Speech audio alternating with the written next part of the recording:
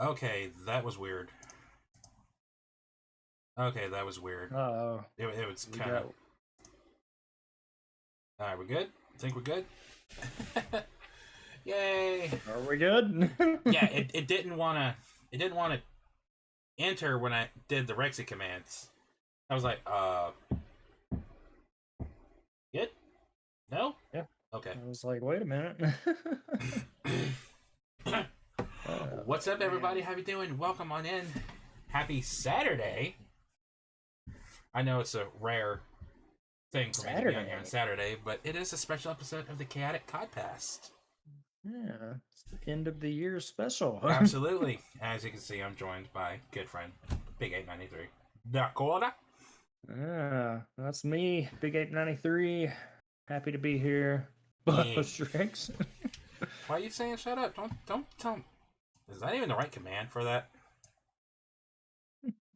I don't know, but I have no notes for tonight. I have nothing because I figured, we could just kind of listen. Do those even sound like on this page? I don't think they do, but if they do, oh boy. Oh, I can't hear. Oh, you did hear it? Crap. They gonna ramble. Bitch, I do what I want! They're going crazy over it again, per usual. That's okay. Yeah, that thing. But anyway, I figured, this is a 22 in review, so we're just kind of talk about how the year was for us in general, and then just kind of nerd out about the movies, video games, TV shows, whatever. You believed. With your full chest and both titties. Y'all are going crazy.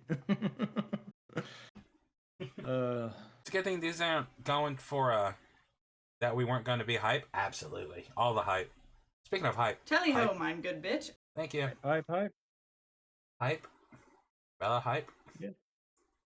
Get the hype. It's been a year. It's been a year indeed. Oh, yeah. And the thing is, I'ma kill him. Let's do it. It's Guys, sped can you by. keep your murder boners in your pants, please? the hype! Can't tell my murder boner what to do, clown. We are erect with rage. It did speed by, and we're gonna be into 2023 in less than 4 hours. This is gonna sound funny because it's me. It feels like I just got my hands on Skillet's Dominion seating. And here we are. Tomorrow is January 1st. And their deluxe edition comes out in February. Yeah. No, that's about right, honestly. I just got it. It's coming out. Oh, what? Oh. That's how these things go, You get Skillet, and then boom. More Skillet. I'm okay with this. More Skillet. They get the they're on tour now, or is that starting January? I think it starts in February. The Rock Revolution Resurrection tour. Yeah, it's gonna be a good thing. The co-headliner with Theory of a Dead Man. Yeah, and gonna be a good Saint thing to look forward to in 2023. I wish I could, but it's not coming here, so I can't. Yeah. All right. Next tour. Next tour. Take lots of pictures, send them to you. Here, buddy, you're here in spirit. Thanks. Because I know they're doing Psycho in My Head. They confirmed they're doing that one live. Oh, I gotta hear that live. That's considering Saint Sonia is with them, they're gonna do Finish Line as well. The other one. Yeah. That's gonna be fun. Psycho's probably one of my favorite songs on that album. Now that song's out, it's like, yeah, this one's good. That's good. Just delete White Horse and add Psycho in My Head instead. I don't know. White Horse was good though. White Horse grew on me. Like it took me a minute. But it was different for them. But that was definitely it was good. That was awesome. Biohazard hates that song. Oh no! Like to this day, he does not like that song, and I'm like, bro, it's not that bad.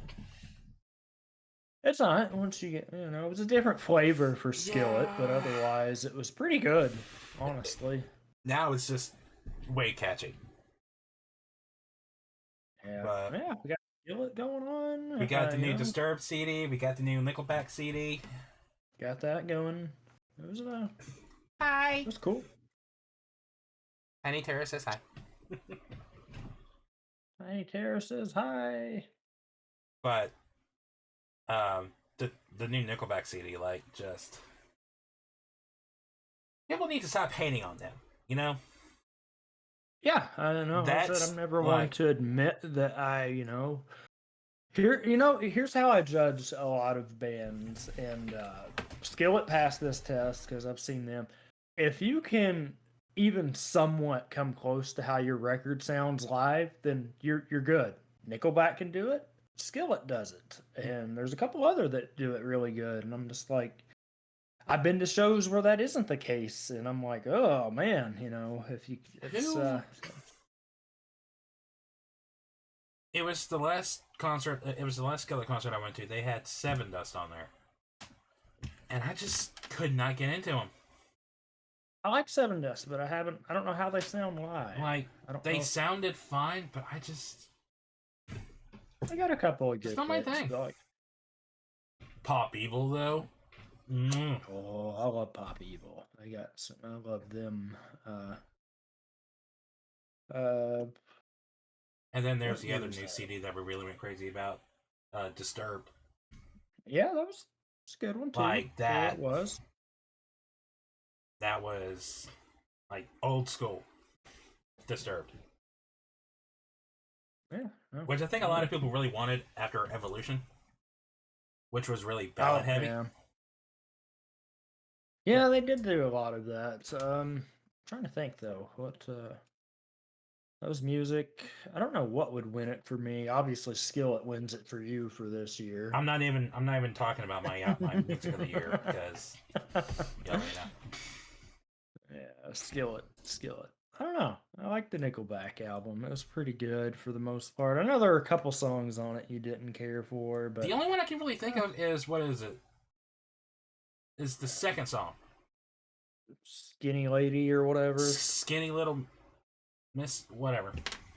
Yeah, But I yeah, love, it's, obviously I love out of San Quentin. San Quentin. Yep, that was a good one. Those Days, High Time. Yeah, that was a good one. They did a country song. I loved it. What? I loved it. I loved it. Oh, Kind of like man. Diary of a Dead Man back on their Savages CD. They did one called "Living My Life Like a Country Yeah, Song," a and it country was a song, country yeah. song, and it was catchy. I loved it.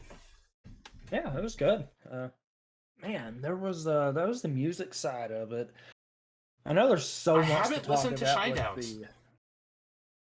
Did they have one this year? Planet Yes, Zero. They did. Planet Yeah, Zero. Yeah, Planet Zero. Yeah. I listened to just the song Planet Zero, and I just don't care for Shinedown. Like, the stuff they keep putting out.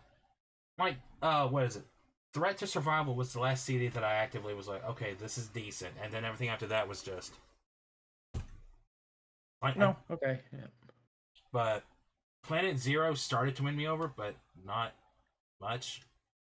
And then it's like, what, it's like a 20-something song CD. Yeah, it's a very long one, that's for sure. Which, that has nothing to do with it. It's just, I just haven't heard anything about it. Yeah, that's definitely something for sure. That was the good on the music side of things there. I know we've had a lot of stuff come out this year, but I just want to ask, what was your movie of the year? Oh, we're diving right into this, huh? Well, there's different aspects of this, but I just definitely. overall movie. Jurassic World Dominion extended cut. Of course, it's the extended cut, which did make a lot more sense. Which and I'm glad we added got- so much more to the movie. Like, I enjoyed the movie as it was. Just, I thought it was fantastic. I don't get the hate that people were like, just all like, this movie's bad. No, it's not. If anything, it's the better Jurassic World movie. Yeah, no, that's good. It is my second favorite movie in the series after obviously the first one. Barely, like That's it fair. barely nudged down the Lost World. Which surprised me, not on that, but because you had said you had posted something. I know the what other post you're talking about. day. There's a post. It was a Jurassic post, and it was, what is an opinion you have? And it was a picture of John Wick. Like it was the meme of John Wick with like Yep. all the guns. I think it was like a promo poster. Yeah. And the That's caption like, says, oh. what is a Jurassic opinion you have that would get you to have this happen to you, just like you about to get shot. And my opinion was Jurassic World is my least favorite movie in the franchise. Which was weird because I thought you didn't like Fallen Kingdom. I liked Fallen Kingdom for what it did, like the different tone it went with, and it definitely felt more original. Whereas the first one, like Jurassic World, was it kind of took the premise of the first one and just altered it. Yeah, that's true. It took the concept of the first one, like what the first one was wanting to do, and then just, I still haven't forgiven the movie for how bad they made Rexy look in the movie, like visually. This is fair. But I don't know. Just the more I think about Jurassic World, the movie, I love what it sets up, but I don't enjoy it as much as the others, and that's saying a lot because Jurassic Park 3. But no, I would have to. I'm also of the mind that Jurassic Park 3 is nowhere near as bad as people say it is. You need to shut up. As bad as they say it is. The only problem is Alan. Alan, you don't like that part? I mean, come on, man. How did he know what they look like? Like, it was. That's my biggest gripe. Yet the raptor had the design of the raptors in that movie. Yeah. In his mind, he hasn't seen any raptors past the ones from the park. So that's logically speaking, when he had that dream, the raptor should have looked like that, not Quilliam that we got in Jurassic Park 3. Yes, that's the official name for the male raptor, Quilliam. Well, that's fair. I don't know, but I hate to be the burden of the opinion here, but I have to be right there with you. I think that was the movie of the year for me as well. It had a lot of hype going behind it. Now, that's not saying it didn't have problems. It had a few problems, but oh yeah, it did. But that extended cut helped too. Like all the new species were just so cool to see. I love the Giga. I love the Therizino. You know, it was one of those occasions where I don't typically do this, but I think I saw that like 4 times on opening week. I went to opening night, and then we had our talk about it when I got home. Oh yeah, I think I saw it 4. Yeah, I saw it a lot that weekend, but it was just worth it. You know, it was really good. It was really good. And so I'm looking at this list of stuff that came out, and there's a lot of stuff I forgot that came out this year. Honestly, I'm about to throw a fastball into this whole conversation right now. Speaking of movies, this is the first year where Marvel kind of dropped the ball with their movies. Yeah, there was. And DC won with one movie. And it's a movie I'm surprised I liked, but we'll get to that in a minute. Yeah. No, it was Because so this year we had Doctor Strange in the Multiverse of Madness, we had Thor: Love and Thunder, and we had Black Panther: Wakanda Forever, which is easily the strongest movie that they put out. Yeah, no, that's fair as well. I think honestly the winner for me, I hate to say it, probably was Doctor Strange though, just because of the way they did that. But that's just me. I'm gonna say Black Panther. Okay. Because I loved the introduction to Ironheart. I loved her in that. She was hysterical. And the emotional maturity that movie had was so good. Oh. Yeah, that's what I'd heard. And seeing Shuri kind of struggle with everything, I thought the movie was really good. Yeah. Doctor Strange honestly, disappointed the hell out of me. I disappointed you, but I would say, go ahead. If you're going that route, be second. I would say the weakest of this year was Thor. Honestly. Oh! Trust me, we're gonna trash the hell out of that movie in a minute. I promise you, we're gonna trash that movie in a minute. But for me, Doctor Strange, obviously, you had the Queen herself as the bad guy. Yeah. Going into the movie, I had it in my head that, she wasn't going to be the problem. A Wanda from a different timeline was going to be. Oh, for Doctor Strange. Like, Yeah. with the story they went with, it would have made perfect sense for Nightmare to be the villain. Yeah, I thought that was And while weird. the movie, like, Wanda's perspective makes sense as to why she was the bad guy, but unintentionally. Kind of. No. It was kind of sort of thing, you know. That was Like, the her motives were like logical, like they made sense. Yeah. But it's I'd say my biggest gripe with that, and you all may differ on this, is I could tell because I'm a Sam Raimi guy. Like I could tell there was some creative splits going on there with the direction he wanted to go yeah. versus what I'm assuming Marvel wanted. Because you know, there are scenes in that movie that are perfect Raimi scenes as far as his horror element of it, and it's oh man, like the zombie strain stuff, you know, like that was straight weird. up Sam Raimi. It was but Sam Raimi, good. but it was weird. And I feel like there was a lot of overhype in terms of who was going to cameo in the movie. That was another portion of it. There was a lot of hype as to who was going to like appear in the movie. And while who we got was neat, for the most part, it was overall kind of a letdown. Especially like in their respective roles and what they did in the movie. I will stick to this opinion. You all may disagree, but you know, that's what we're here for. First on-screen MCU appearance of Mr. Fantastic, and that's what you do with him? Oh, duh. Yeah. That, like, smartest man alive, and you make him do that. Yeah, no, it was, Obviously, also, by the way, spoilers, sorry.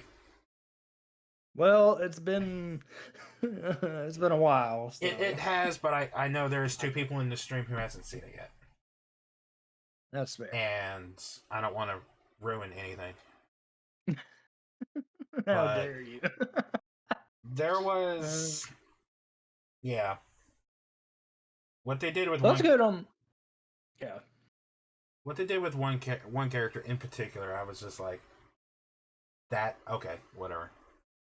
But overall, I feel like I was expecting a little bit more or something different. Well, that's what it goes back to the cameo thing because that was the whole, you know, like, oh, there's going to be a different Iron Man. There's going to be like that. I think that overhyped the expectations. The overhype came from them saying this movie, in terms of cameos, was going to rival Endgame. Yep. They flat out said that, so it's like, okay, what are you going to do with this movie? And then we get that movie, and it's like, that's what you... what? Okay. It is, but it also... I need to rewatch it. Yeah, it's definitely worth a rewatch. I need to. I'll tell you which one's not worth a rewatch. I'll tell you which one's not worth a rewatch, and it's the first MCU movie that I haven't bought in release week, and I still don't have it. Oh, is it the goats? Fucking Taika Waititi. You Thor: didn't Love like and the Thunder goats? was hands down. It might be the worst MCU film I've ever watched. No, it's the second one because Eternals is out there. But this is weird too because like even Hemsworth was like, "Yeah, I'm not feeling this one." So, yeah, you know, Bella's about to kill me because she likes the Eternals. She likes the Eternals. No, me and Bella went to go see that movie together, and at the end of the movie, she's like, "I liked that." I didn't. No. That's how the conversation went. But yeah, that was some cool stuff on there. It's just, you know, the Marvel side with it. You know, it had Black Panther. When the main character of a Marvel movie is the worst part of the movie, you got a problem. And the writing for Thor himself was terrible. Taika Waititi, like, just From what I read, Disney wants nothing to do with him anymore. They've canceled his Star Wars movie. They do not want him back for Thor 5. I don't think Chris wants him back either. Yeah, he said he didn't want it either. But so. Natalie Portman, I was hesitant about her. But she was the star of that movie.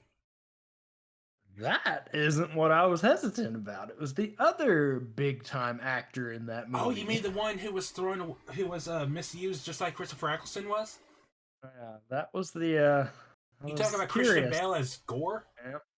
I was curious how that was going to play out. And they just, pun intended, butchered the character. Yeah, they went a little over with it. And then Taika's character, Korg, he was fine in Ragnarok, but go away, shoot. He's like, shoo, get out of here. And then the motherfucking goats. The goat! It was the goat. It was the joke that kept on giving. Now, I will say about the action in that movie, the fight scenes were incredible.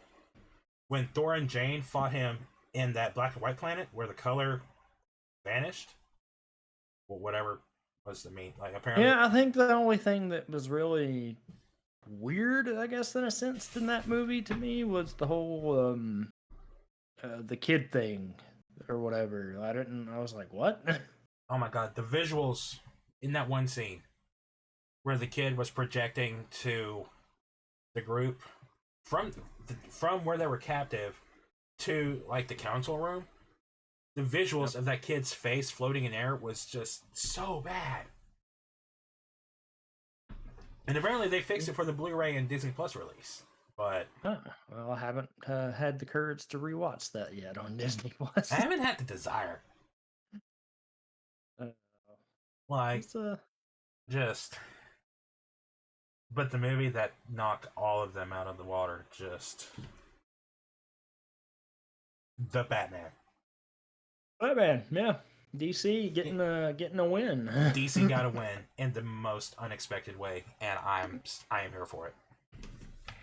Yeah, no, because that movie, obviously, we were all skeptical. I was going back.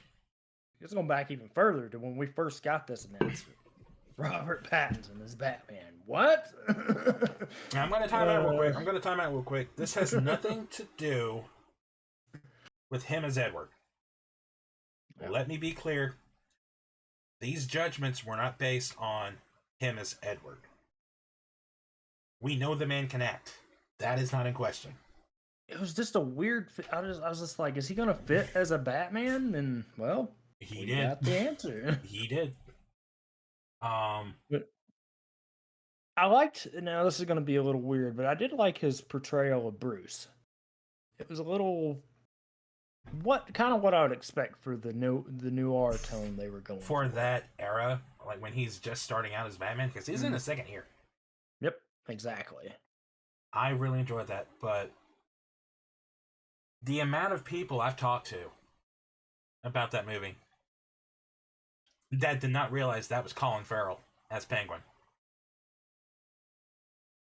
Yeah, that was another thing too. And that wasn't visual effects. Like that wasn't like CGI. That was all prosthetic. That was makeup. Hey, it was one of my favorite Batmobiles for sure. Everything it was better than the freaking Dark Knight. It was over the top, but it was rugged, put together like you would expect. My only complaint was Riddler. Oh, no. His outfit, that wasn't. Yeah, but in the era where they like to rehash things, it was cool to see a Batman movie that wasn't really hanging its hat on, hey, here's Joker, here there's other Batman villains. Even though he was in a deleted scene, my favorite element was the fact that this was a detective movie. It was. It focused on Batman, the detective. Yep, it absolutely did, and there was a lot of unique aspects in that they hadn't done before for a detective noir Batman movie, and I was like, okay, cool. I'm here for this. And we have to get Andy second Serkis. one. Yes. Andy. Yeah, we're getting a second one. They've confirmed it. Matt Reeves is writing it now. Andy Serkis as Alfred was not my first choice, but I really liked it. The conflict between him and Bruce. And yeah, it's another one of those things, right? I was like, yeah. Andy Serkis is Alfred. Oh, okay. Well, and here we go. Yeah. And what's her name? I forget the actress's name was Catwoman. Yeah. She was in X-Men First Class as Who was playing her? crap, what? It's Jason Momoa's stepdaughter.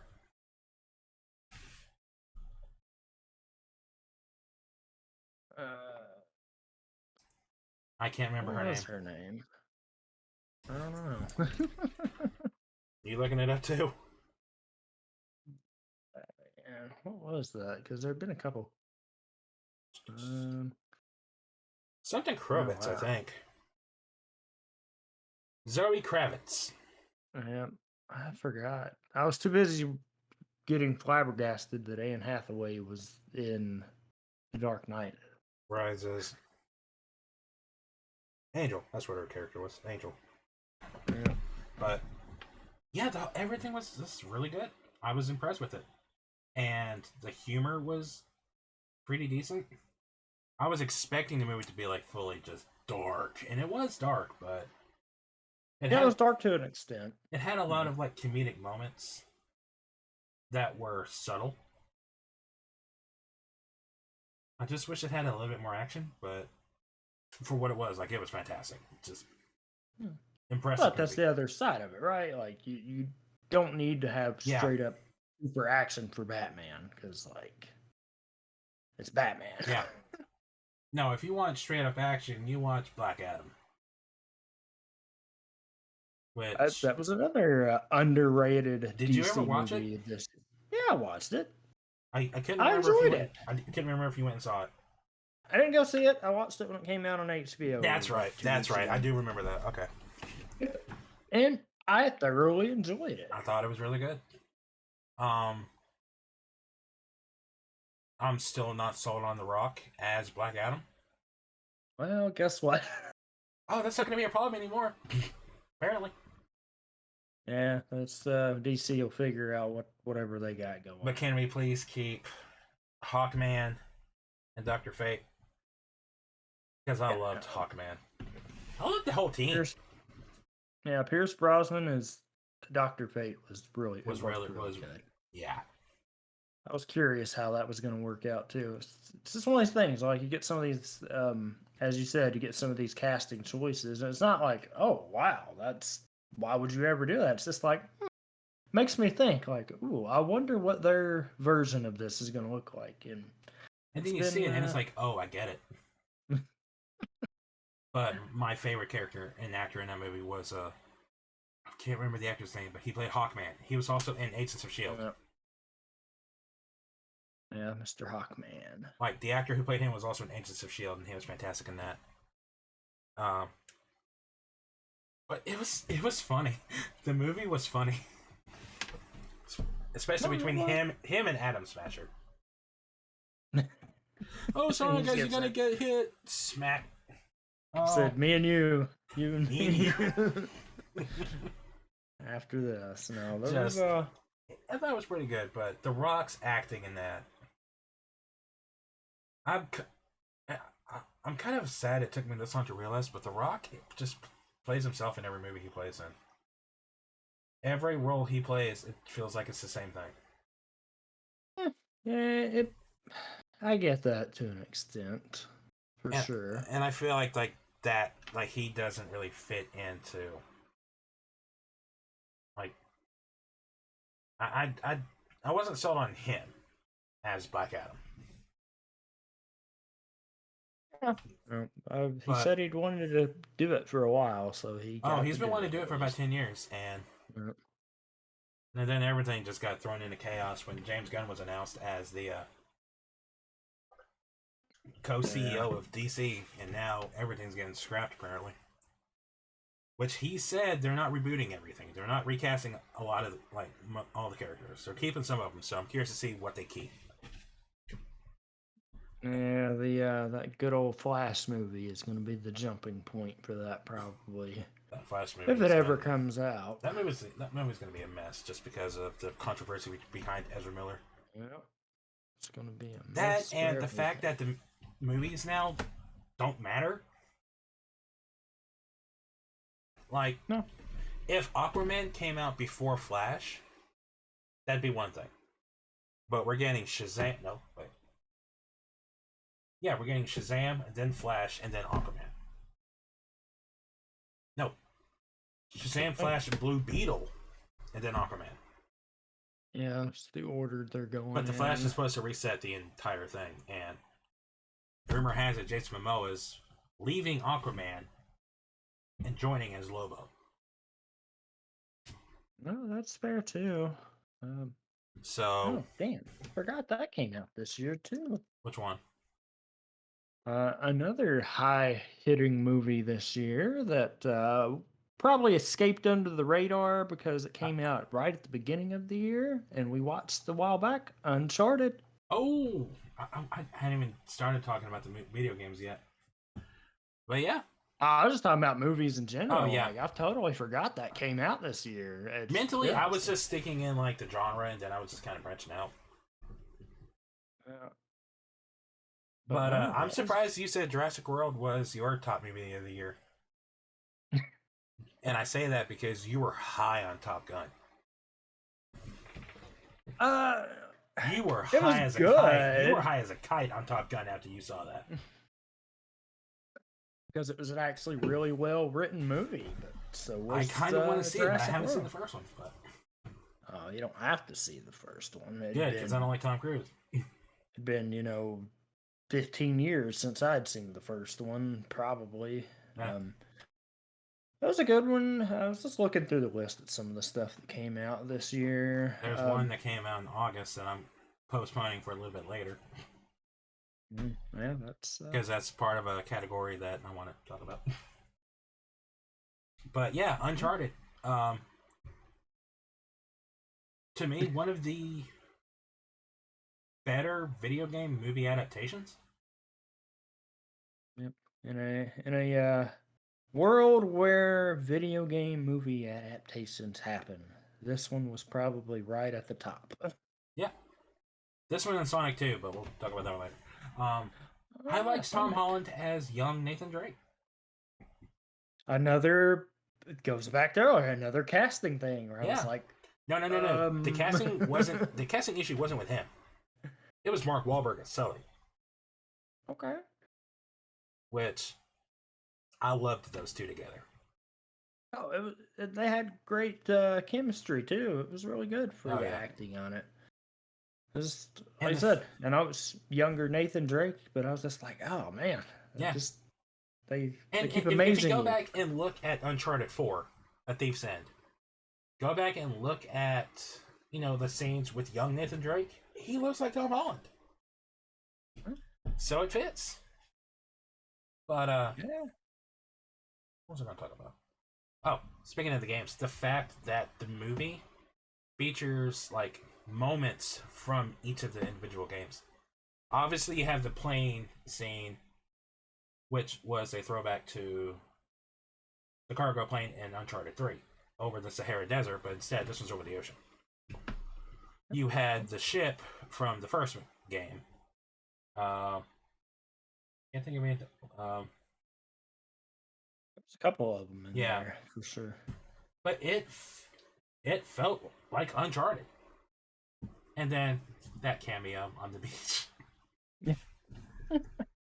That cameo on the beach was just so good. Yeah, that was a good cameo. I didn't expect it when I watched it. You guys okay? Yeah, I just fell out of an airplane. Huh. Sounds like something I did one time. Sounds like something you did one time. That was great. But yeah, I was impressed with Uncharted, and I hope we get a sequel. And the writers have already said they make a sequel to Uncharted. We're getting the chase scene from Uncharted 4. Oh god. Can you imagine that? Oh, I can't imagine that. And I need it. I need it. I need it. That would be great to see.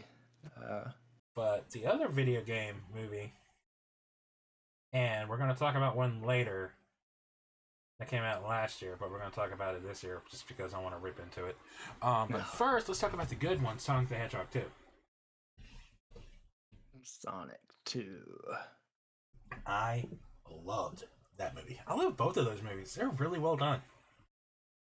Yeah, they were done well. I'm hearing hesitance in your voice. No, they were done well. No, it was good. It was I was very satisfied after I watched the movie. That was really good. they were good fun. As someone who hasn't really played a lot of the games and isn't really aware of like all the lore behind the characters and stuff, but knows like the basics of the basics, I thought it was really well done. Obviously, Jim Carrey as Robotnik is just like the show stealer. But we had the original actress who played Tails come back as Tails, which, you know, that speaks for itself. But Yeah, it absolutely does. we had the new character, Knuckles, voiced by Idris Elba. Loved him. Loved Idris Elba as Knuckles. I almost said Knuckles as Idris Elba. No, I get it. No, it was good for what they were. You know, I was curious again how Sonic would go. And it stems back to the first one, right? When the first thing we got. Oh, the first trailer? And, oh my god. Yeah.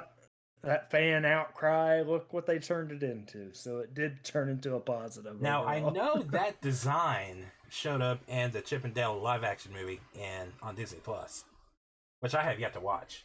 I just can't bring myself to watch it. Yes, I remember seeing something about that. I want to watch that. I just haven't. I need to. Called it Ugly Sonic or something. Yeah. Which, speaking of that movie, I heard that Chip and Dale movie was really good. Yeah, I remember when you were iffy on it too, with how they were doing the animation for it, Not just back and forth. Not just the animation, but like the voices. Yeah. Like they weren't altering the voices at all. They were just, I don't know, but I'm like, everything I've heard says it's literally this generation's Who Framed Roger Rabbit. Yeah. And I have been meaning to force myself to watch it, but I don't know.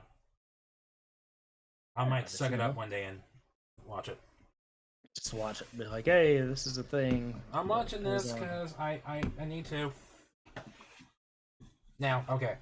Before we start talking about more good movies, I want to talk about a really bad one that we watched. That came out last year. And it's a video game movie. I wonder what it could be. We went into this movie anticipating not great, but we were both intrigued because the set pieces were accurate. Yep. But the more we watched this movie, the more I thought about saying, turn this off, I can't watch this, but at the same time, I have to see how this ends. But it's okay. No, it's not okay. No, it's not okay. Well, no. It's okay, though, because remember, we've already talked about this, but we got to wash the taste of that movie out with a very good movie. We did. And that was like the saving grace of that night. But Resident Evil Welcome to Raccoon City. Should have known right away, just from the casting, that it was going to suck. Yeah. But I have trained myself to not shit on casting choices until you see the finished product. But the fact that we got the first trailer for that movie a month before it released last year says all you need to know about that movie. Really, a month? Shoo, man. We got the first trailer in October. The movie released in November. Yep, I remember now. That was definitely something. And just, I like the girl who played Claire. She was decent-ish. Yeah, it was weird. I like the There was a actress, couple of- but just, I don't blame her. I blame There's the a writing. couple of storyline choices, and I was just Yeah. like, Leon was cram. terrible. Yeah, But, cram them all into the movies. But and whoever came up with the soundtrack for that needs to be fired from making movies ever again. Just the zombie on fire. oh, that was you didn't enjoy that. Oh my that God, was like the just- greatest thing ever. It's like they made the movie with the intent on making it an unintentional comedy, dark comedy. Because that's what it felt like. Because there's no way any of this was legit. Yeah, they made Leon look like an idiot, and I didn't like that. Just. And apparently the Netflix TV show wasn't bad, but they canceled it after season 1. Which sucks because it had Lance Reddick in it.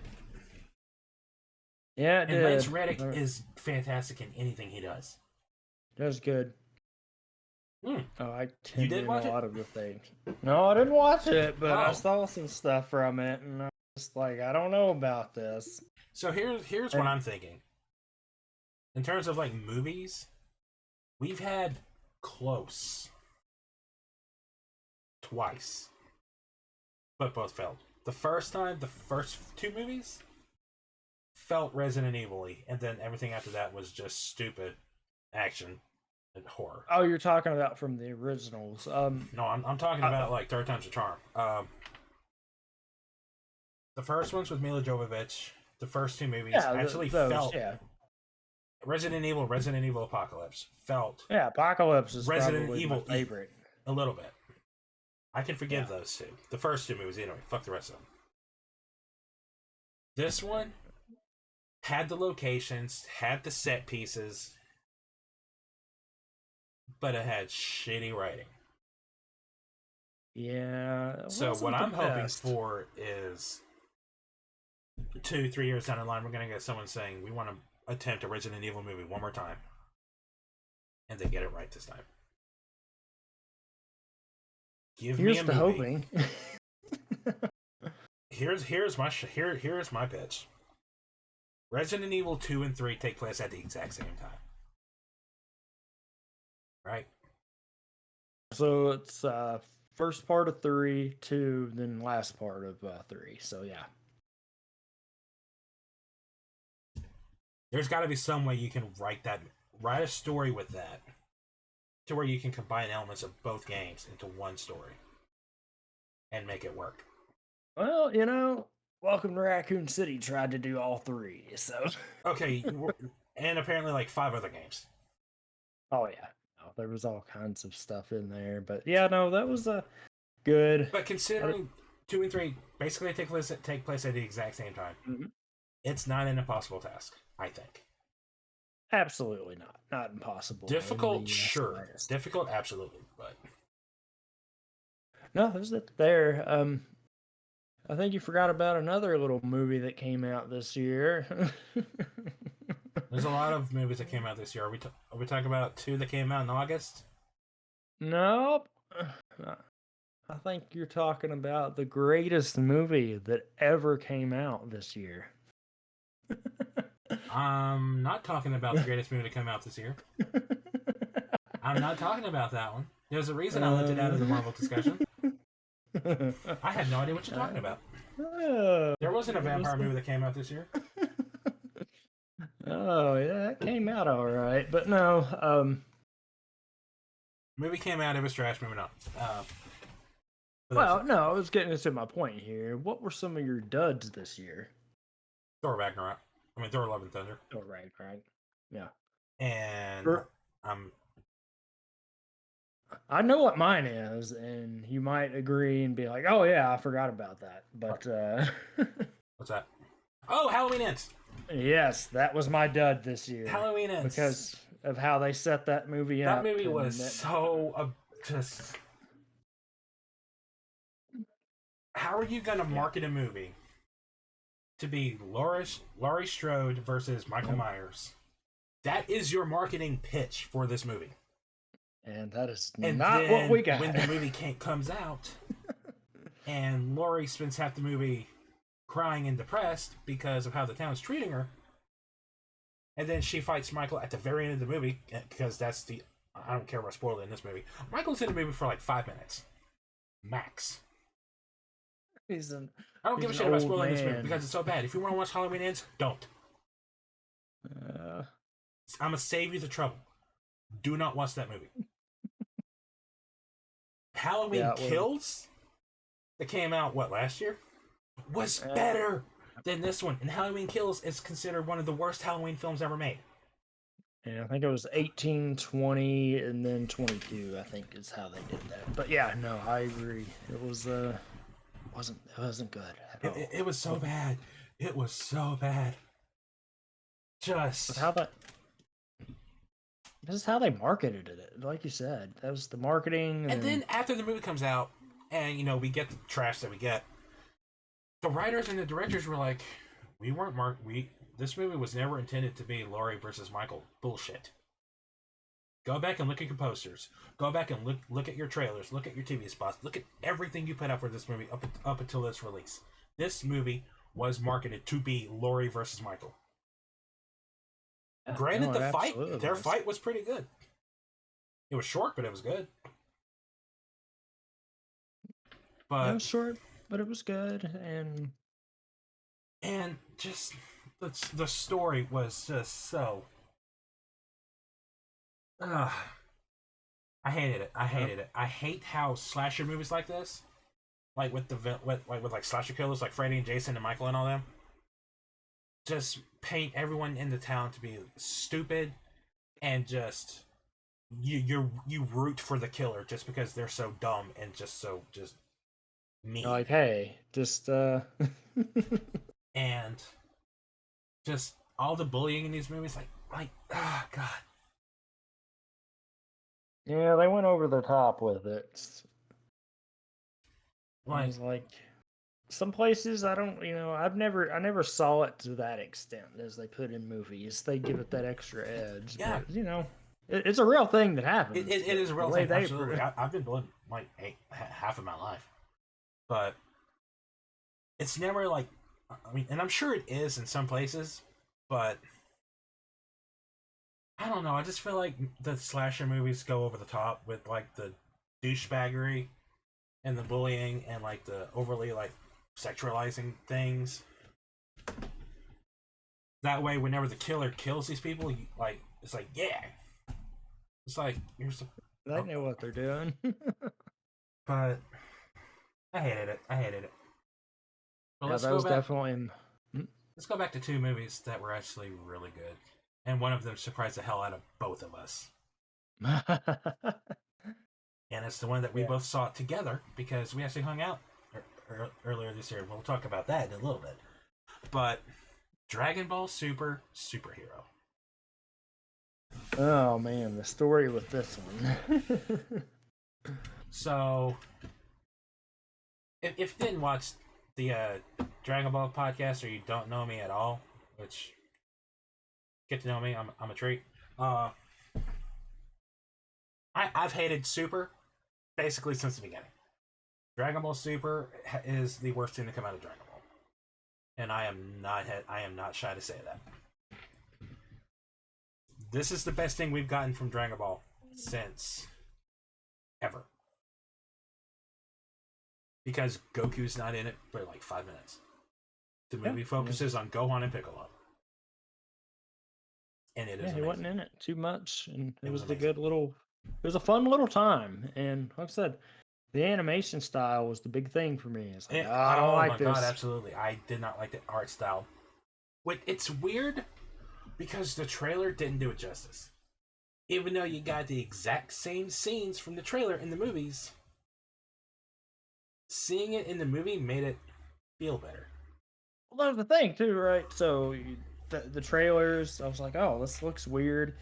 And then on top of that, when it came out in Japan and there were, clips of the thing, and I was like, oh, this looks awful. And then when you actually see it, you're like, oh, well, okay. Don't get me wrong, it was still bad. What they were going with there was still bad. It was the worst part of the movie. But when you see the reason behind why the character was the way the character was, it makes sense. Oh, it did make sense. But it was good. It was better than the new My Hero movie, but we're not talking about that one. But that wasn't a bad movie. That one was just generic. Yeah, it was. But the fact that Piccolo got so much spotlight, and Gohan, we got to see the Gohan that we loved, that we wanted to see for the past 15 years. Yeah, Gohan got a much needed. We got the badass Gohan again, and it was so refreshing. Oh, speaking of that movie, the release for that is this month or March? It was this month in Japan on DVD. Japan. We're getting it in March. Okay, that's gonna be one to add to the collection for sure. Oh, definitely. I'm buying it. I'm buying it day one. Like I was very happy with that movie, surprisingly. Now it was one of those things. Yeah. Now I'm nervous about what's going to be in the future because did you ever read the latest chapter? Yeah, I was. What a crock of shit! I hate it. I'm sorry. Direction they're going for it. I hate to sound so pessimistic. I really do. Because I've been. It's just not good. Why is this a thing? Goten and Trunks are superheroes. What? Yeah, they're superheroes. Meanwhile, Frieza's back, and he's got this massive power boost that's a threat to the universe. We're not going to get a story about that. Instead, we're getting Goten and Trunks on like a random-ass superhero escapade. Well, yeah, they got to do it for the movie. It was the build-up to the movie. The movie came out afterwards. I know. I mean, the movie takes place afterwards, but it's dumb. We don't need this. We don't need a prequel. Go away. Oh, we're doing good. We're just chit-chatting. Yeah.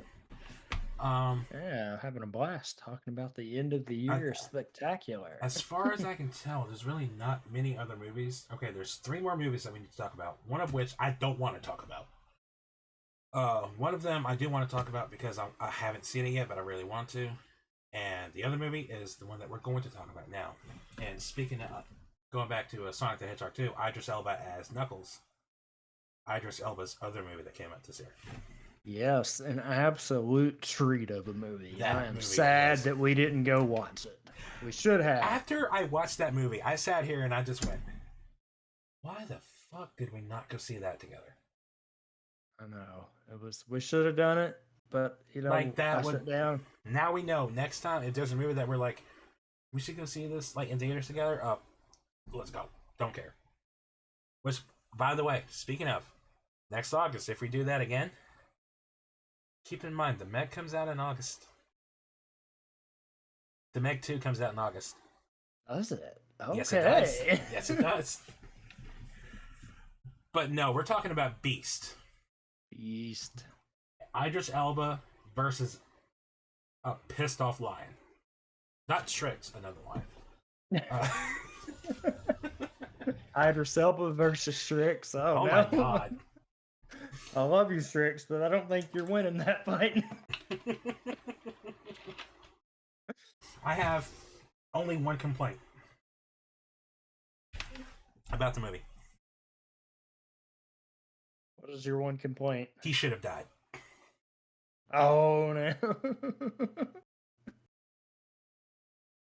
He should have died. Like when that lion got on top of him. Oh, are you talking about at the end? I'm talking about at the end. Yeah, no, everything beforehand, it makes sense. I get this. I'm on board with this. But when he leads the lion to the other Pack, pride. the herd, or The pride. yeah, the pride. That's the And the two lions are watching Idris fight off this lion. There is no logical way he could have survived that. No way. That was a thing. My gripe with that one in the movie was, and obviously for story purposes, that's why they kept it going. It's when when the guy did the sacrifice, that lion should have been toast. Oh yeah. I get it for story, but I was like, no, that lion is toast. After that, it was right next to the Jeep. Tricks, I would love to.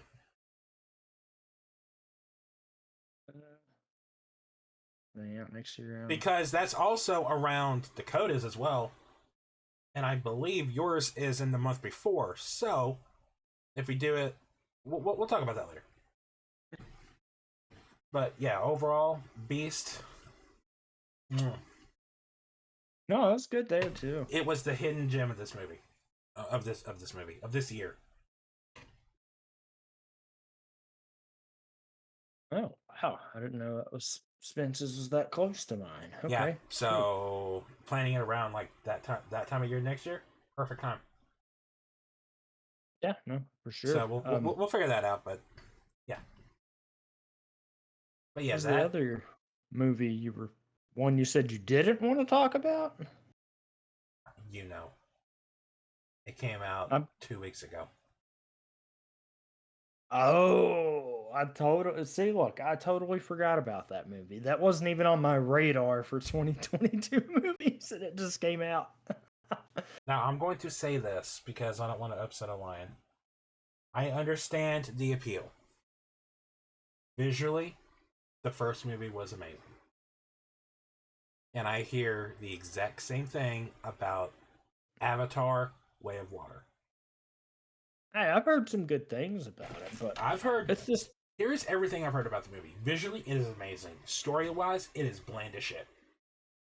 Well, that's the thing. Like, everybody was, maybe it's just me not remembering, but I remember all the hype about the first one. I went and seen it maybe twice, if that, and I don't remember feeling anything. I never watched the movie in theaters, and I'm glad I didn't, because it took me 5 attempts to sit through the movie from start to finish. It was that boring to me. I will always die on this hill. It's just Fern Gully. That's all it is. I hear Fern Gully, I hear Pocahontas, and I'm like, it's just... And Shrix likes this movie, and I'm so happy you do. Okay? Hey, more. If you like it, you like it. What we're talking about is strictly our opinions. We are not saying this because, our opinion is right, yours is wrong. No. If you like something we didn't, or you didn't like something we did, that's fine. Voice your opinion. Let's make this a discussion. It'd be good. No, but I'll still have to. It's like, I don't know. The thing that impresses me most about this year is a movie came out around the same time as Avatar. And on Rotten Tomatoes, both critic and audience numbers are higher than Avatar's. And it's a movie that came out with like no buzz whatsoever. I think I know which one you're talking about. Puss in Boots. Yep. The praise that movie is getting is beyond impressive. Yes, the praise it's getting. There was something that I saw, and I was like, okay, I like the tease here, so hopefully they do that. Yeah. I'd love to see some more Shrek, because I can get that Shrek is like an overrated franchise. But the first one in particular, I really loved. And the second one too, because Puss in Boots, come on. Yeah, absolutely. Right. I can't remember the last one of those they did. I'd say Forever for After the movies. Yeah, Forever. Something like that. Yeah, Because there was the third, then there was something else, and there was 5, right? No, there's 4 Shrek movies and now This is 4. 2 Puss in Boots movies. Yeah, it was 1, 2, Shrek the third, and then that 4th one. Yeah, and then Puss in Boots, and now this one. So, Yeah, I was gonna say, I can't remember. I'm trying to think what else came out this year before we move on to TV shows. Okay. I got a good middle ground one that came out. I this haven't seen year, Lightyear. 'cause, I never saw Lightyear. I forgot about that. I never saw Turning Red. Well, I guess you could count that as a movie technically. Which one? It's a middle ground and it's a good segue. So one of the really surprises of the year for me was Werewolf by Night. That is a fantastic segue. I love you for that. Well, it was a movie, but it was not so much a movie, but it wasn't a TV show. Like it was a Yeah, special it was- in the same vein as like Rudolph the Red-Nosed Reindeer and Frosty the Snowman, and like it was like a 45-minute TV special. Yeah, I was like, It's the kind of thing that would have come out on like TNT or ABC around like Halloween, like 7 years ago. I was absolutely blown away by it. It was such a good little thing. And the fact how that they it's made it. canon to the MCU is just phenomenal. Like I was impressed with that movie. Well, special. So, Exactly that thing. the thing that came out. Before we jump into TV shows and stuff real quick, I want to go back to something that I haven't seen yet. And it goes back to music.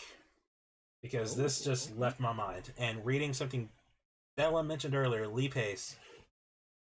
Don't know how I get that combined. I don't know why Lee Pace reminded me of this.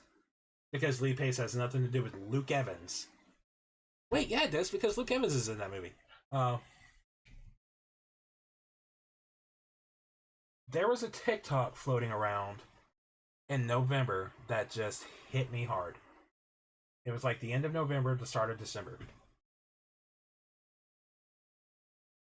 And it's from the animated movie Scrooge, A Christmas Carol on Netflix. Mm-hmm. Came out it was in December because it was December 3rd the movie came out. It was this person sitting there reacting to the clip of Scrooge singing. And the second I watched that clip, I was blown away. Because I've known Luke Evans can sing. Because he was Gaston in Beauty and the Beast. I have his first CD, well, and I have since downloaded his newest one. But him singing the song Later Never Comes,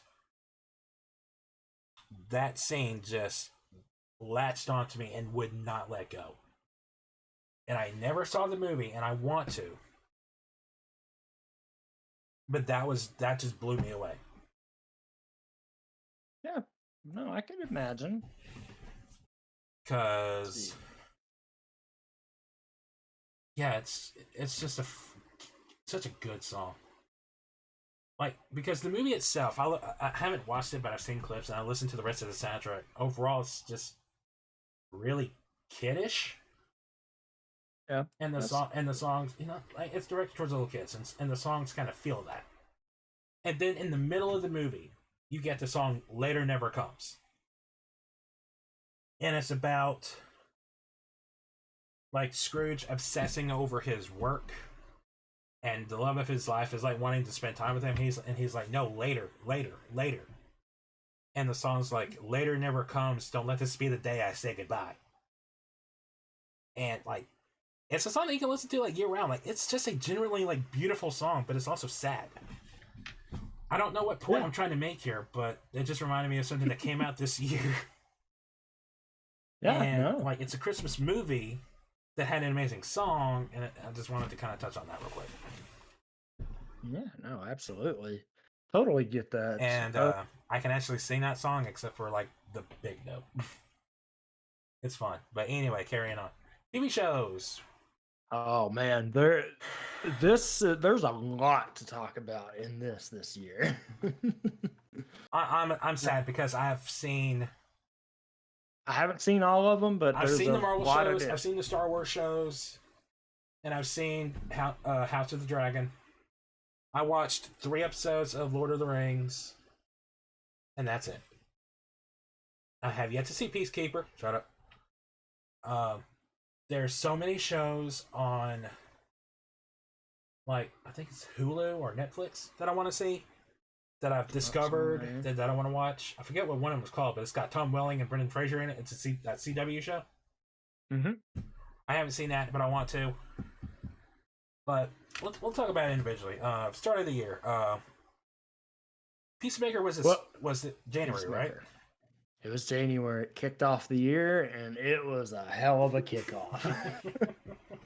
You said you hadn't watched it yet, right? I need to. I know. You need to. I need to. I'm pissed at myself. Don't. You can judge me a little bit because I've had literally a whole year to watch it and I haven't. I don't judge you because I know there are parts of it that probably aren't your cup of tea, but at the same time, It's the same thing with The Boys. I haven't seen The Boys yet, but since Jensen is in season 3, we're getting JDM in season 4. I have to watch The Boys now. But yes, you do have to watch The Boys now, though. It's just too heavy for me. Yeah, there's a lot of stuff in it. But I don't know. Like the clips I've seen from The great. Boys, like, and I'll let you talk about the Peacemaker in a second. But just like the fight scene between Jensen and Carl Urban's character and Homelander. Yep. I'm just like, oh my god, I need to watch this. I need to watch this. But anyway, fantastic. Peacemaker, go. Oh no, I was gonna say Peacemaker was good. It was great. I can't wait for season 2. There was a scene at the end which I know you've seen. I've seen it. Cracked up at that so much when it happened. I was like, "Ooh, that was so great." But at the same time, seeing that. I don't know. Did the Suicide Squad come out this year or last year? Came out last year, right? Last year. Came out last year. Because it was because it introduced Peacekeeper and then the TV show. Okay. It did, but going back to something you said earlier, and you may or may not agree with this either, but like I said, we all have opinions. I think Cena is the opposite of The Rock in that, like, he plays different characters. He is not just playing himself in most of the stuff he's in. That brings up a point. I saw a post, where someone said that Dave Bautista is the best wrestler turned actor to come out of WWE. And I can kind of agree. Yep, I saw that. Nope, I agree. Because at least, and same with John Cena, like you just said, they play different characters. I find it funny that John Cena is playing the more raunchy characters. Because he's having fun with it. Like, he's... What's that movie, like, where he plays a dad whose daughter is planning to, like, lose her virginity on prom night? I forget that movie's name. What was the name of that movie? And I know which one you're talking about, though. Yeah. And then he was in, like, Daddy's Home 2 with Mark Wahlberg and Will Ferrell. Yep. And now Suicide Squad and Peacemaker. Wasn't he in Bumblebee too? Yeah, he was in Bumblebee. He was great in that. He was great in that. He is the only character in the Transformers franchise who asks the important question. They're called Decepticons. That didn't set you off? Nope, I remember that one too. So, The Rock's been in some good movies, but he plays himself 90% of the time. Like looking back at even the earlier movies. Obviously, The Mummy Returns and The Scorpion King. And then you had The Rundown and you had Walking Tall. Felt the exact same way. And then when he tried to go greedier with Doom, it just didn't work. Oh, goodness, I forgot about that. Meanwhile, like John Cena, everything I've seen him in, I've liked. So, and that's one of the and this transitions back to Peacemaker. The there's a scene where he starts just listing off all kinds of names. Apparently, that scene was ad-libbed. Yeah. I'm pretty sure you know what scene I'm talking about. It was good. I do like his Batman scene in that. If you haven't seen, I have seen that clip. of it. I have seen that clip. I'm like, ooh, that's a good point. Like this old man just comes out and it's just like, what the fuck you want, old man? Batman never kills anybody because Batman's a fucking pussy. Which he brings like people who say stuff like that bring up valid points. How many he lives? brought up the points. How many lives would be spared if Batman had killed Joker? Oh. Jason wouldn't have been dead. Yeah, I was trying to think because there's tons of good stuff that came out this year too. House of the Dragon. Obviously, there's that. Yeah, I would say that's right up at the top. And we had mediocre, not so great stuff to come out of this year, like Book of Boba Fett. Yeah, I guess that was technically into this year, wasn't it? Yeah, it was this year, yeah. I think. I know I'm gonna maybe catch slack for this. My dud of the year is Halo. Oh, yeah. I thought you were going to say Obi-Wan. Or TV shows. No, it wasn't Obi-Wan. It was Halo. Was Halo this year? It was this year. Was it this year? I thought it was November. Nope, it was this year. It was early this year, but it was this year. Yeah, the more Book of Boba Fett was December 29th, but it transitioned into this It's year. carried into, so you might as well say this So year. okay. But yeah, no. Halo, oof, that was a rough one. Everything I see about Halo, I hate it. I hate it. Yeah, March. We got Halo around the same time as one of my favorite Marvel TV shows, Moon Knight. Yeah, and one of those was much better than the other. Very much so. Like, just Oscar Isaac, he is an underrated gem of an actor. Like the fact that he played two just completely different characters, and just it was so good. No, yeah, Moon Knight was great too. It was out there for a Marvel show. I was hoping for more with the character Moon Knight himself, in the white suit. But the show overall, for what it was just fantastic. Ethan Hawke as the villain was just so good. And then we had another Marvel show that came out in June, which a lot of people slept on. Miss Marvel. I'll let you have at that one. I was about to say you slept on that show. You slept on that show. I didn't sleep on it. It just wasn't my cup. It isn't my cup of tea, man. I get that, but at the same time, for what it was and what it sets up and the character that it introduces, it does so well. Like I said, I will take because your no word one for it. really knew who Kamala Khan was until the Avengers game came out, which we're not talking about that. Oh no, that was your game. No. Okay, so when the Avengers game came out, I was the hype man for that game. He was.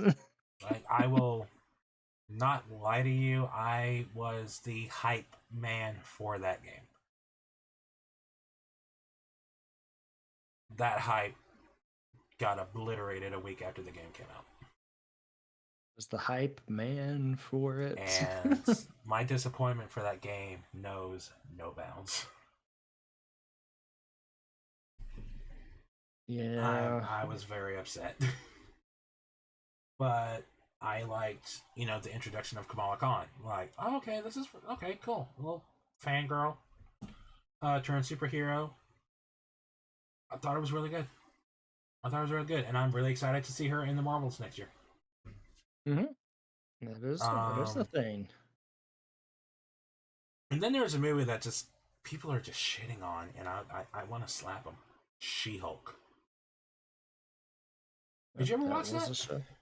I watched part of it. I haven't finished it yet. Oh my god! I thought it was fine. I thought it was great. For how Jennifer Walters is in the comics, Mhm. they nailed it. Like, they nailed it.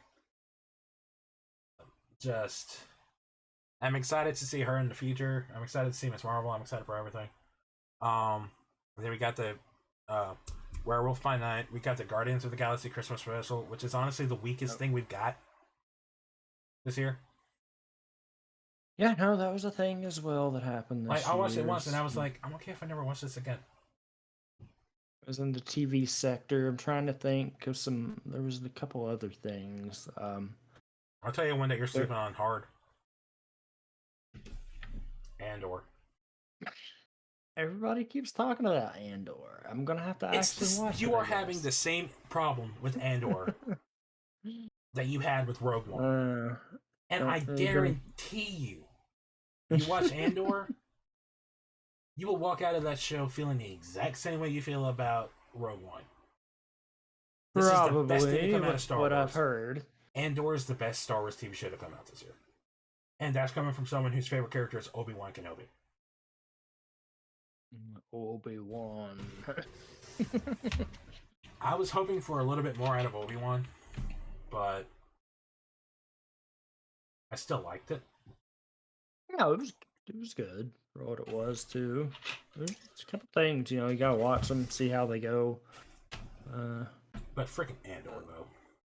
Yeah, Andor's something I gotta watch on my list. Yeah, you do. I was trying to think anything else that came out this year from the TV spectrum. The TV show on CW, I forget what it's called, but it's got Tom Welling and Brendan Fraser.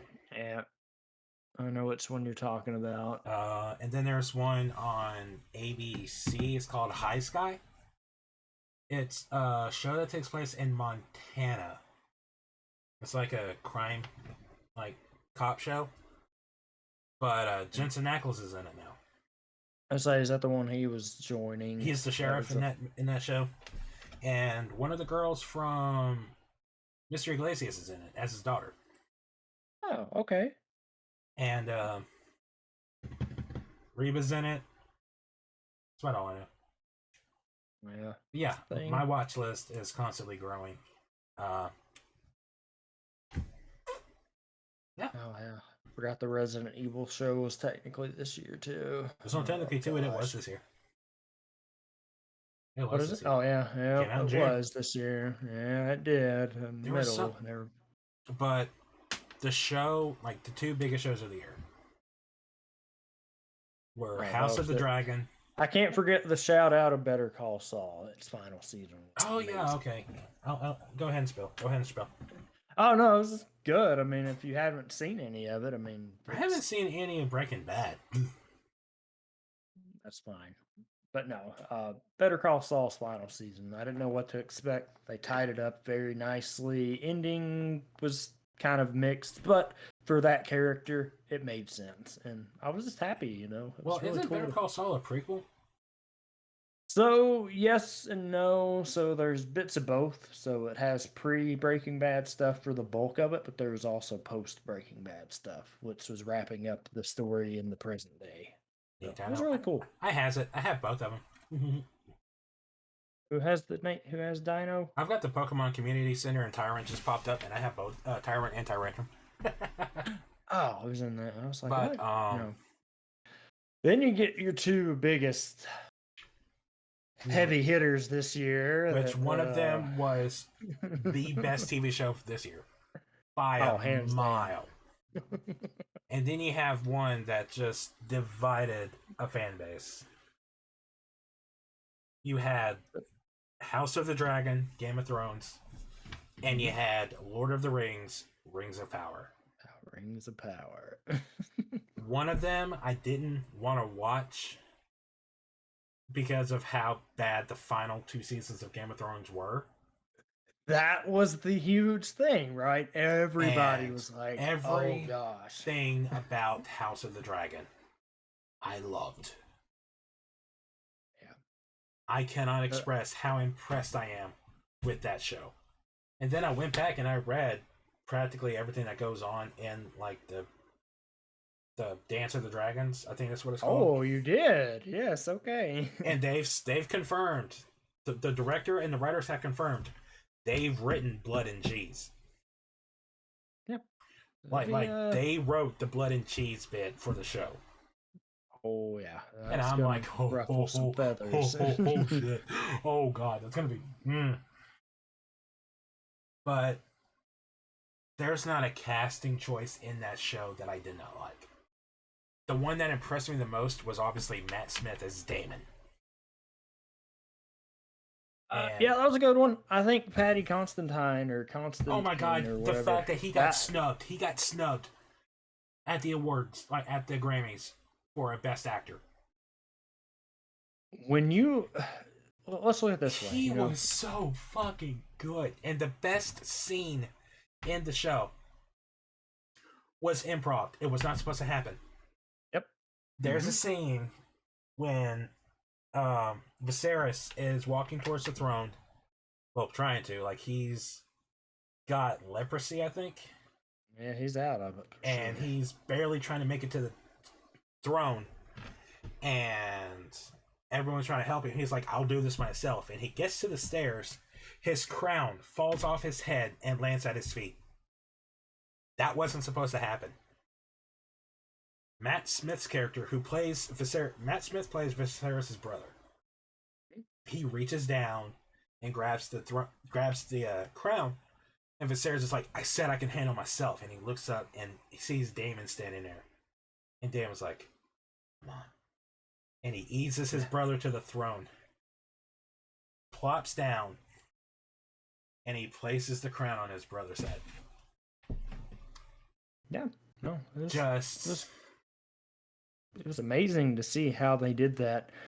And the other portion of this, which you may have heard this story about it, when you get a person as critical of things as George R. R. Martin to call you and say that hey, you're better than what I wrote.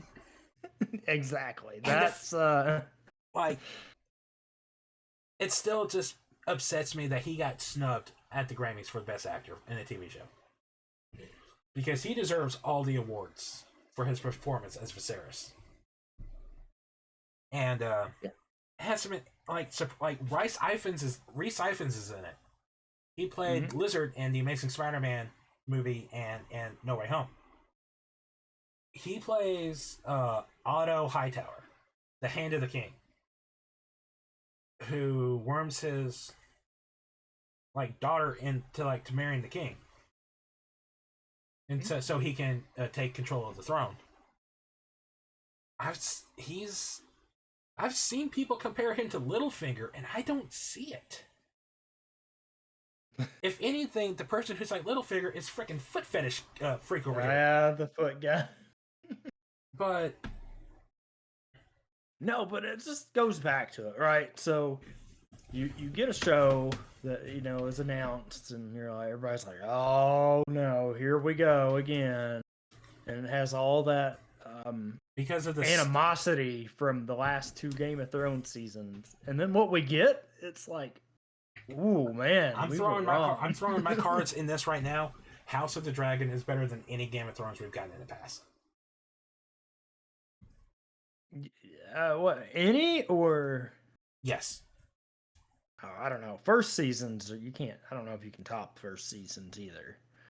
But That's here's my thing. If there's characters that are just so unbearably just anytime they're on screen, you just groan and say, "Oh my god, this character again!" It doesn't work for me. And it's stupid. It's stupid because they're characters I don't want to see, and so they annoy me, and it takes me out of the story that's being told. Just like, this character's so stupid, go away. Like Joffrey, for example. Anytime Joffrey was on screen, I just wanted to just slap him. Oh, no, not Joffrey. Which, by the way, respect the actor, not the character.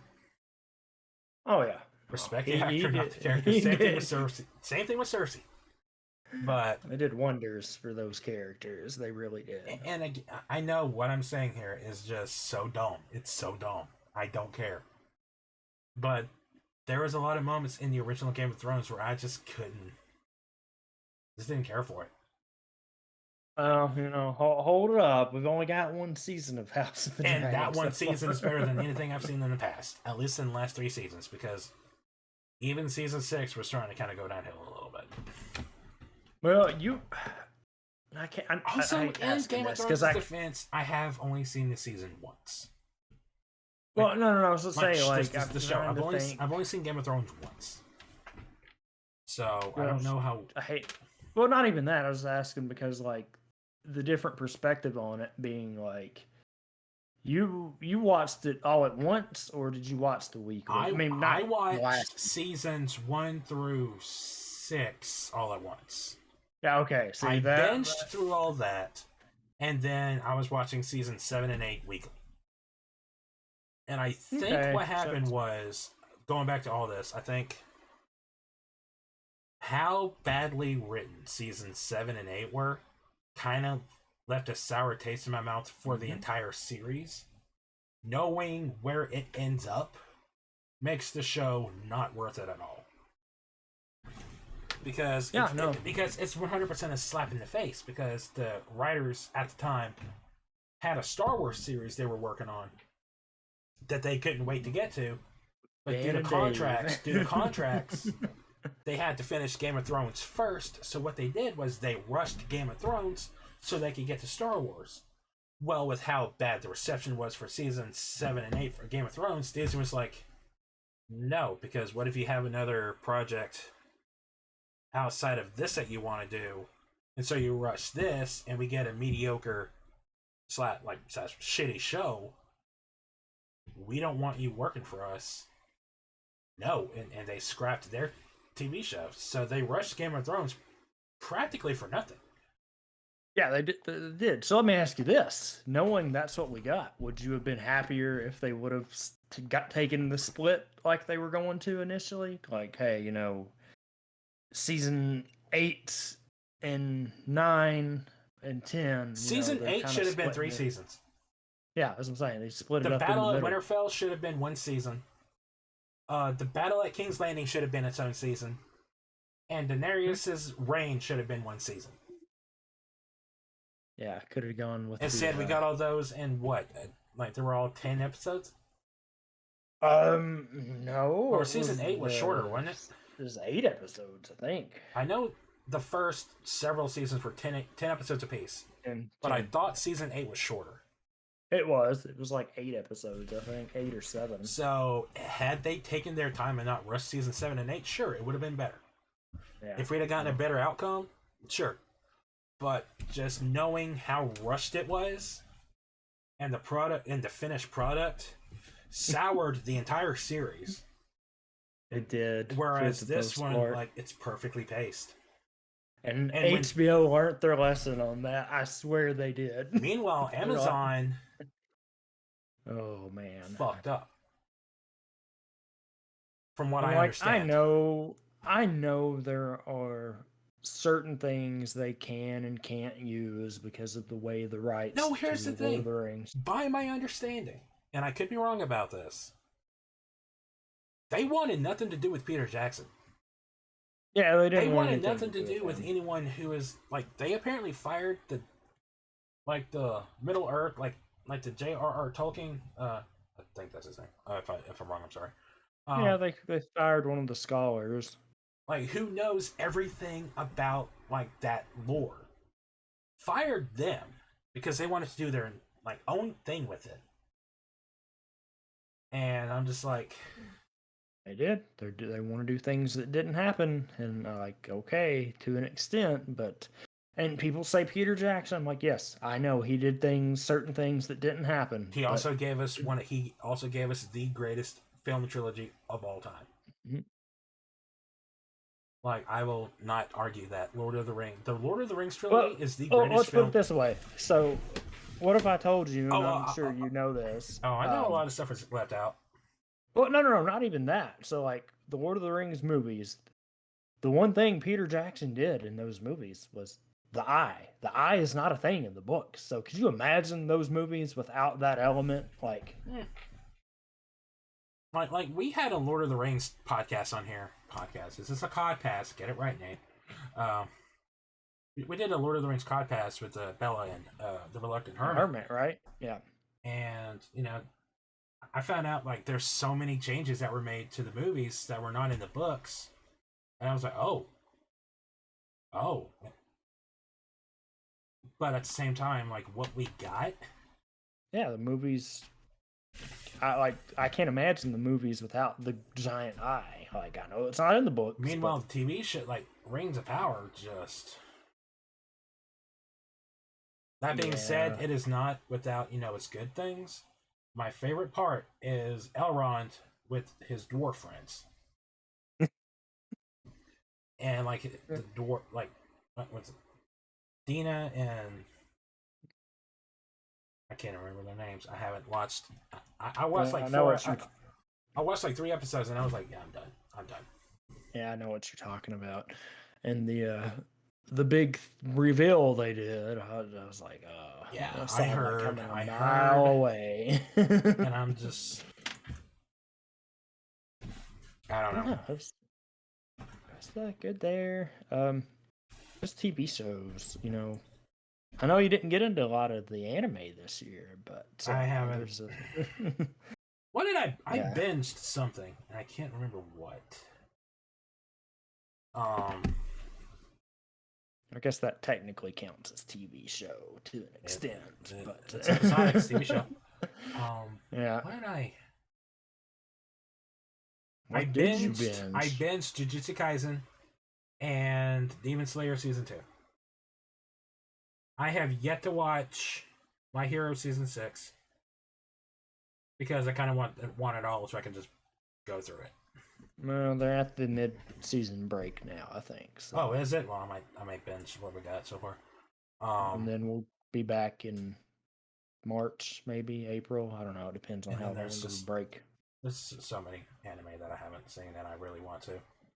But I have this curse, and this applies to movies and TV shows too. Mainly TV shows. There is no watch 1 or 2 episodes at a time. There is no I'll watch an episode here or there. There is either I am binging my ass off or I am watching nothing. He binges it. He's like, I'm out of here. There is no in between.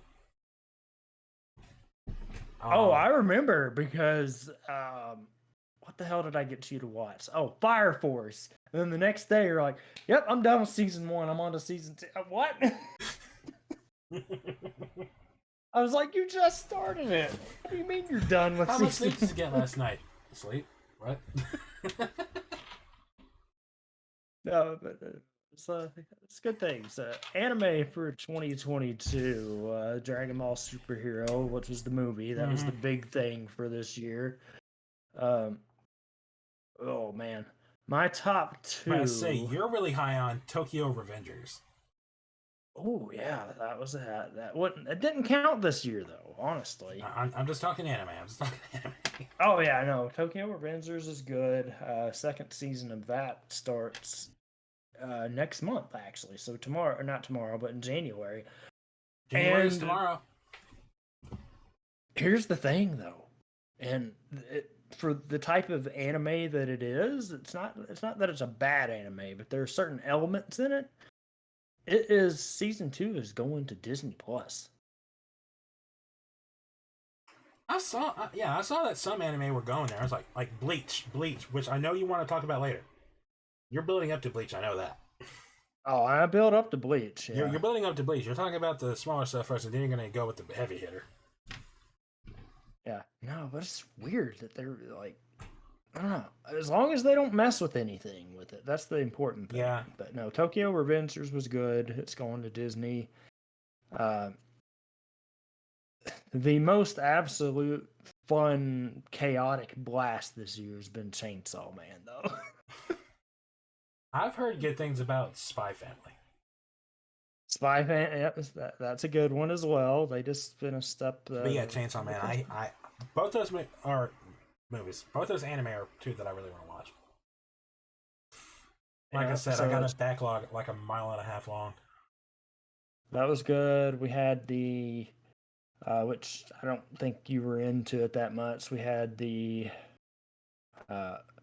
final part of Attack on Titan this year, Oh, and yeah, then we're good getting the God. final part at the beginning of the. Oh, Can they I just stretched that fucking end the out. show already? Jesus Christ. Yeah, they'll end it. I'm hoping they change that ending, but that's to be determined. I But feel that like was they part of. won't. With the way the anime is and just what that show is and what that franchise is, I can see them keeping that ending.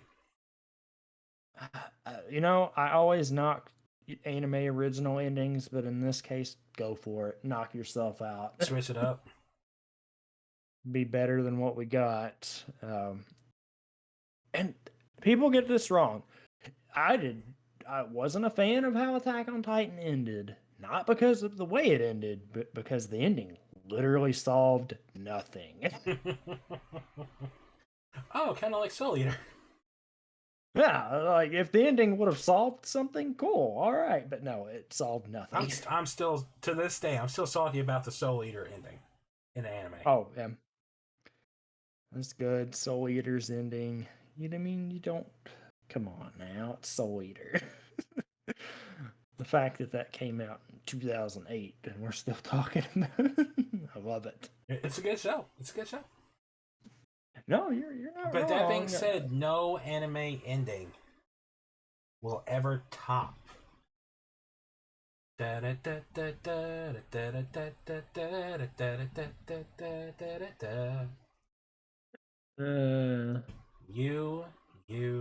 Hakusho. Still the best ending, even though that final season was. Yu Yu Hakusho is my favorite anime. That final season was a pile of shit. I'm sorry. They could have ended it at Dark Tournament, and I would have been happy. Yep. Well, you bring that up, but you get something else next year too with that. I'm not buying a whole box set just to get the 3 episodes. Not that. Coming in at the end of the year. I don't want to talk about it. I don't want to talk about it. Don't make me talk about it. Don't make me talk about it. Do not make me talk about it, because there's a whole segment to this podcast talking about stuff that we're excited for / not excited for now. Thanks, Dakota. For next year. Don't make me talk about that. Oh man, well we'll get to it, but no, I would say my absolute. And I will rip it apart, but we'll wait on that. No. Heaviest hitter for anime, Bleach, the comeback. Everything I've seen is just like gorgeous. Even if you haven't seen it, even if you hadn't finished the original, which I know you said you hadn't, it's one of those things where in all the reviews I've watched, even things I've watched on it by watching it, because they just finished the first part. They're doing 4 parts. They finished the first part. So this thing could technically drag out to 2025 if they wanted, or 2024. And it's all getting dubbed too, right? It's not just up. Yeah, no, the dub is literally like 2 weeks behind. So they'll get to the. So it's like right there. It's right there. Yeah, they'll get to the part 1 finale of that in maybe a week or 2. Is there a Bleach Kai out? Is there a Bleach Kai out so I can just watch everything up until this? So I can watch that. No, that's the thing though. Like, it's just the way this arc has been going, and I always tell people like, it was both a blessing and a curse that they ended it when they did, because it's like, oh yeah, if they would have kept it going, then it would have been nice. But what we're getting now makes this 10-year wait absolutely what I've seen worth it. So far, this is some of the best animation that I've seen in either movie, like in either TV show or movie. I've seen movies with worse animation than this episodic series. Oh yeah, so the fact that they're taking that much care with the animation, that shows. Yeah, no, and the dubbing's been spot on. It's the same. It's all the original voice actors, right? For the most part, yes. Except for one, which we can't talk about on here. Oh, I was like, okay, never mind. He plays a bald character. Yeah, that one took me for a second. I was like, plays a little short shrimp with yellow hair and a metal arm and a giant hulking Super Saiyan. Yeah, the giant hulking Super Saiyan. But it's one of those things, right? You go talk to people. I have yet to see really anything bad about it. But here's the kicker. It's been one of those situations where this never happens, but it's been each week has been better than the next.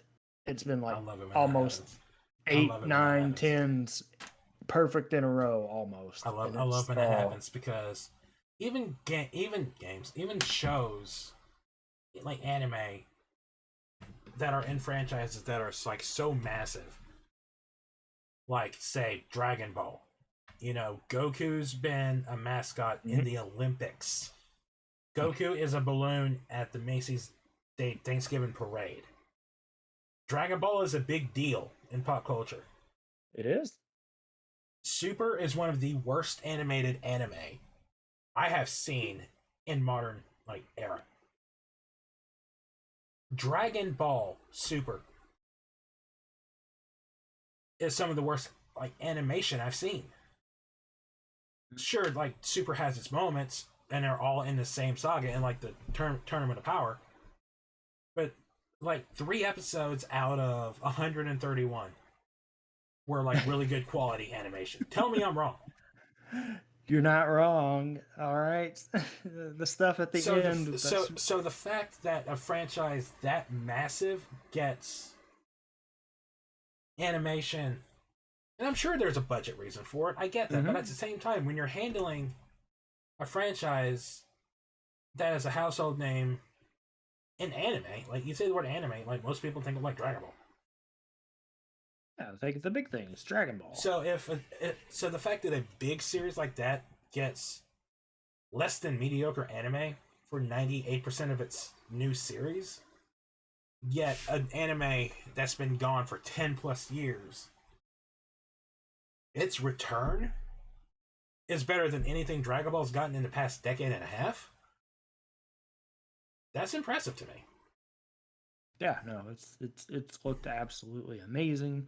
There are fights that were in the manga, and I've been dying to see animated. They did a couple of them in this arc, and it's just been Kind of been like beautiful. There's fights coming up in a certain other Yeah, so superhero here's the other class thing of show it. that, that when too. that gets animated, holy shit!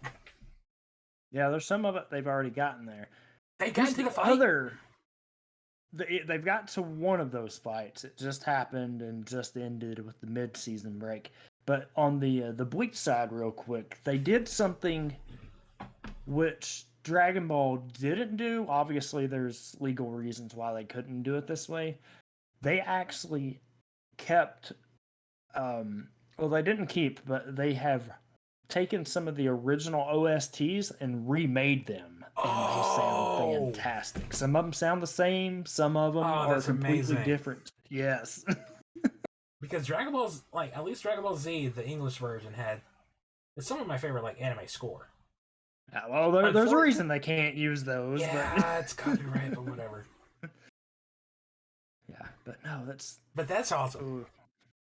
Yeah, it's definitely worth the watch if you get time, even if you haven't finished I it. plan to. I 100% plan to. I plan to go through all of Bleach, and I know it's on Hulu. I need to watch it because, like, I liked Bleach when I saw it.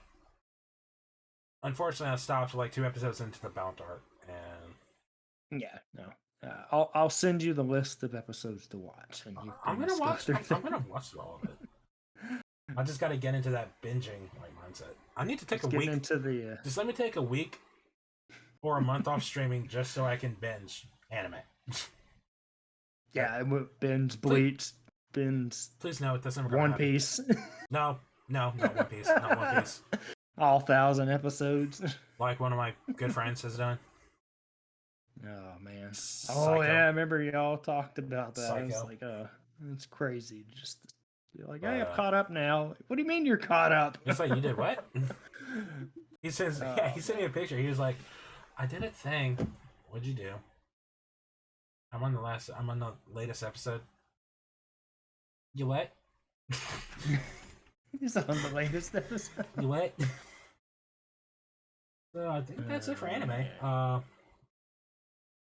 know that's been the main thing for anime, other than pivoting into. Unless you have anything else for the year going into next year, my man. No. We still got a whole category. Video game. Oh no, you're gonna make me talk about this one, huh? I'm gonna make you talk about this one. What were some of your highlights? And also, Elden Ring. I got another segment before we dive into next year's stuff, but we'll get to that eventually. Right now, let's talk about video games, aka let's talk about Elden Ring and how it is the greatest thing to ever come out. Oh no, Elden Ring was good this year. I did not going into 2022. I had less than zero interest in playing Elden Ring. It was not happening. And then I did a collab stream with Shrix. We played Bloodborne. And I was actually really enjoying it, and I actually beat it. And I was like, you know what? This has created an addiction that I can't shake. And the more I saw on, of all websites, TikTok. Because, people post clips and everything all the time on TikTok, and I've seen some funny shit on TikTok. When Elden Ring was first coming out, I was like, okay, that looks fun. That looks fun. That looks fun. Shit, I gotta get this game now. And I got the game. It was on sale. Bought it. Added it to my stream schedule. And when I tell you that was my favorite game to stream this year, I'm not lying to you. I can't lie to you. Elden Ring is my game of the year. And that's a surprise to me, especially considering what else came out this year. Horizon Forbidden West. Yeah. For those who know me, Horizon Zero Dawn is my favorite game of all time. Which, as you said earlier, replaying Horizon made you go back and think, Forbidden West might have been. My official ranking is Horizon and Elden Ring are tied for first.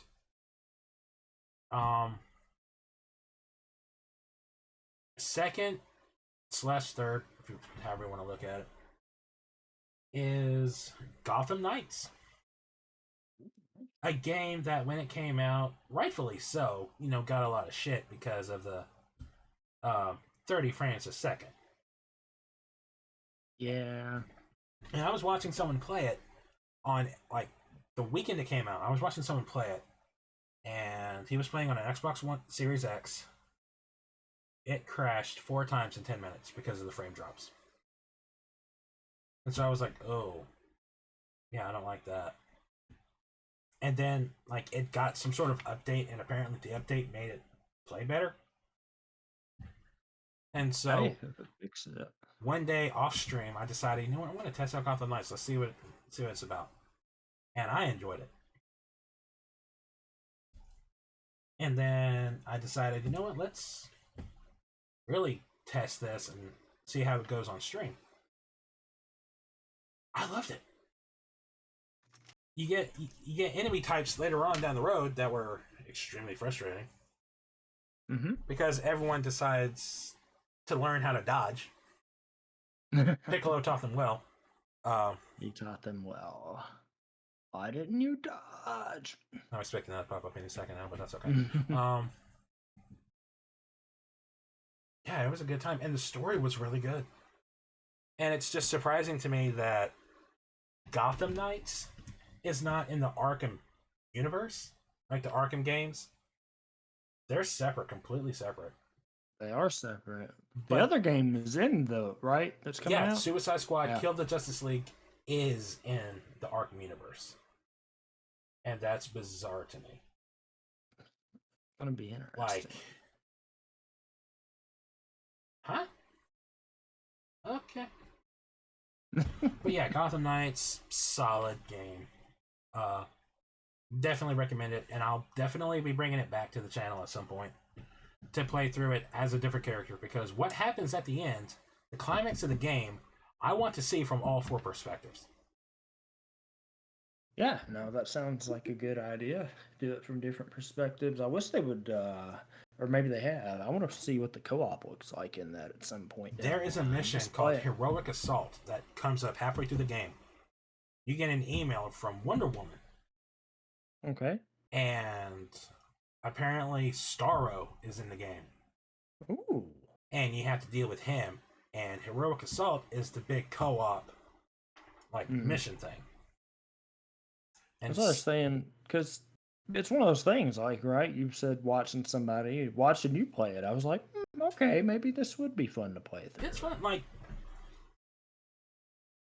Some of the controls have a few kinks that need to be worked out, but other than that, it's fine. It's great. And I'm sure they will patch in 60 frames eventually. Yeah, that's what I was going to wait for. Even if not, at least on the PS5, I had no issues with it whatsoever in the entire time I streamed it. I had no problems.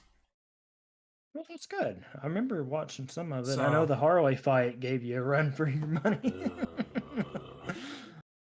Let me tell you about that Harley fight. So I learned after that fight the next day, how to properly upgrade my weapons, and I wasn't adding mods to my weapons and my outfit. So TLDR, I was 5 levels lower than where I should have been. Oh, well, there you go. I still won though. I still kicked your ass. Barely. You did. I remember seeing it. But yeah. And then there was another game that came out this year that you were like, meh about. Oh no, there's a whole other category that I want to talk about later. But first, let's talk about all your highlights. My highlights. I mean, Elden Ring speaks for itself, but was there anything Elden else Ring you played? does. Was there anything else you played in 2022 that released in 2022 that you were just like, okay, That's what I'm trying to think of. There was, I know not a lot of you all played this, or no, maybe Bella checked it out some, but Cult of the Lamb. It was a fun little game, man. Honestly, fun little indie game for what it was worth.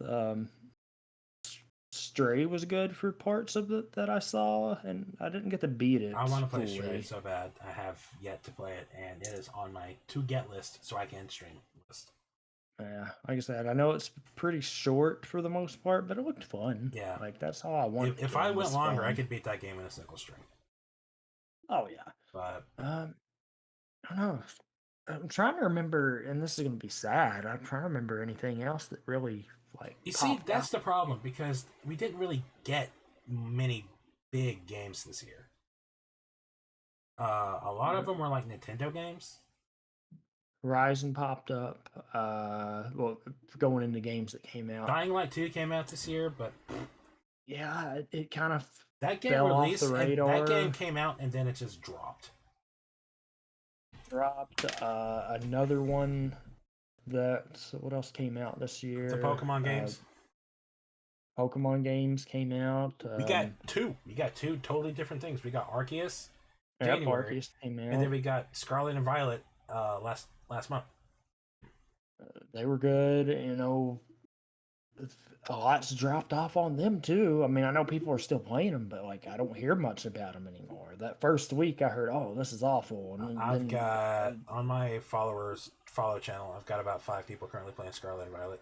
yeah. So it was, no, I'm just saying, it came Yeah. out, and that was oh, the graphics, this game crashes. I'm And about to be a negative Nate over here again, but I was not the biggest fan of Scarlet and Violet. It had good elements, but it's got a lot of things I just don't care for. That was there. I still need to see about picking up your game you were hyped for, Evil West, that you beat. I want you to notice that I didn't talk about that on my excited list. Yeah, I know. It was sad because it's on sale this week, and I thought about getting it, but I didn't know if it was Evil worth West getting. was a game that when it was coming out, I was I was the hype man for, and playing through the game, rightfully so. It was great. It was fine for what it was. But unfortunately, that kind of game in today's generation of games, the big open world, you can go wherever you want, non-linear games, simple linear games like Evil West get lost in the shuffle, and that's unfortunate. But for what it was, what they were trying to set up and establish, it was a fun time. I don't regret it. I don't regret any of it. And the fact that it took me 2.5 streams instead of 1.5, I was happy about. Yeah, No, that was the way to do it. What else? What's that? I can't remember. And we were having this discussion There's at work the other day. There's two. Go ahead. Go ahead. Yeah, not to get into the jump ahead, but just like 2023 is loaded. Like it is loaded. Oh my from top god, to I'm gonna bottom. need to win the lottery, rob a bank, or rob a train or something, because damn the amount. And here's the thing, all the games that are coming out, I'm so picky with my games, I won't get just any of them. And plus, like with my schedule the way it is, like what I've got lined up, I don't have spot for like every single big game that's coming out next year. Granted, there's a lot of them that are coming out that are required for me to play, but which again, like you said, we'll talk about that in a little bit. There's two games I want to talk about that are my biggest disappointments. One of them makes me very, very sad to say. Saints Row. Oh yeah, God, that did come out this year. Oh man, no, that came out on my birthday. I don't know how I forgot about. Here's my thing about Saints Row. The game itself is fine. What they were trying to do, the story they were trying to tell, the characters they were introducing, the concept for the game, it fucking works. What doesn't work is the tediousness, the repetition of it. Because you get these mission types to build your empire. You have to expand your map. Well, to expand the map, you have to do like 5 or 6 plus missions for each section. And each mission, like each of the 5 or 6 missions in each section, is so repetitive and tedious, it takes away the enjoyment.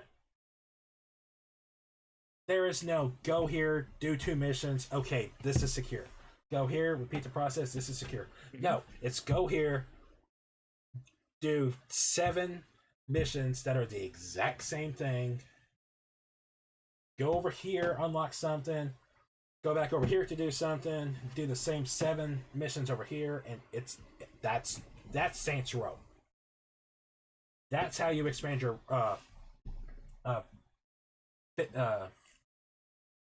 place. I remember because you were like super hyped about that game too. I was, because I love the Saints Row games. Yep. Especially Saints Row the Third, which this one felt more like that one in terms of like the tone and the characters and just the humor, and I was all for it. But the tediousness of this just brought it down so hard. I haven't touched it since August, and I don't know if I ever will. It was one of those things too, right? A lot of people like brought it back. This isn't my cup of tea. Yeah. Well, the reason, like, when the game first came out, like, it was buggy as shit. Like, it would crash systems. Mm-hmm. Like, it was not a well-made game at the start, but it's gotten patches over the time that's made it better. But no amount of patches or updates will take away from the tediousness of the missions just to unlock, like, your empire. And that kills me. Because I wanted to love the game so much. I want to love that game. I want to enjoy it. I want to bring it back to the schedule. I want it to be a constant thing. Mm-hmm. But I can't. Because at the end, I don't want to. And that hurts. Yeah, no, it's just one of those things where, the hype was there. And, I grew up playing those games too. They were fun. Well, I say grew up, but my younger-ish years, but first one came out in 2007. So. Yeah, they were fun little. It's GTA but better. Yeah, it was fun little bits to go through. I mean, I could go DDP. You could DDP people on the moon. And then there's the other game. Which I don't know what this other one is. What game are you referring to? The Callisto Protocol. I took That's the that one. game back the next day. That stream lasted an hour and 20 minutes. And I said no. Yeah, okay, that makes sense now that you said it was that game. I remember hated that game. I was hyped up for it. Here's the it's one thing. of those Visually, like, it looks amazing. Okay? Well, people were talking about the PC port. I know, I know you were playing on I've heard trash. Like, I've heard it is trash on PC. Was it? People were talking about the 5. I don't know Apparently, if you it's have just to you. play on the highest setting just for it to run or something. I don't know. PS5, yours was stuttering. Like, I know I saw that during the stream. Yeah, You saw it too. I did too. But the combat mechanics Mm-hmm. are part of what killed it for me. That, and I had I expected it to be a third-person shooter survival game. You know, yeah, there's interesting kills and ways to die in the game, but I wasn't expecting it to be a million ways to die in space. Oh, so The no amount Dead of- Space for you. No. Like, I've seen Dead Space in this. I talked to someone who beat the game, and they said no, the combat stays the exact same. And finding ammo for your guns, Oh, I've heard it's like non-existent. it doesn't happen. Like, Resident Evil 2 is better at giving you ammo than that game. And that's saying a lot because you don't get shit in that game. I'm just saying a lot. Oh, man. So, the amount of I remember- disappointment that I Because I remember you got to the beginning part, or you were a little ways into it, and then you got stuck in the dodging scene, or the one, and you're like, this just, it was dumb. I because it figured out didn't how to really- dodge, but you swing your weapon 3 times, Mhm. and that's your stamina. After that 3rd time, you can't dodge, you can't roll, you can't move out of the way. You hit them 3 times, and they're not dead. After that 3rd time, you're staggered there, they grab you, and it's game over. Yep. And the other, what was the other thing you said about that game? Which I know I watched it too. It was like, gory just to be gory. Yeah, like, they made that game specifically to see who can come up with the most creative ways to get killed. And the ones that I saw were a bit much for me. Mm-hmm. Which, I'm not a chicken shit when it comes to death scenes, but there's a limit, Yeah, no, for Like- sure. Like, grabbing your bottom jaw, ripping it down, and then somehow ripping up. And, like, the top half of your face and head just ripped off, but your bottom jaw remains. And it's like, how the fuck did that work? But Yeah, that was the thing. But, and I hate that happened. Like, you had high hopes for that game. I didn't even as have well. high hopes. It just, I was too intrigued. But now I'm cautious. Which leads me to this. I played the Forspoken demo. I did it on stream. What did you think? I'm gonna wait. Oh, The game, like, it's fine, but I'm not sold on it. It looks like the kind of game that, just like most games nowadays, I'll enjoy it for a little bit, but then I'll get bored.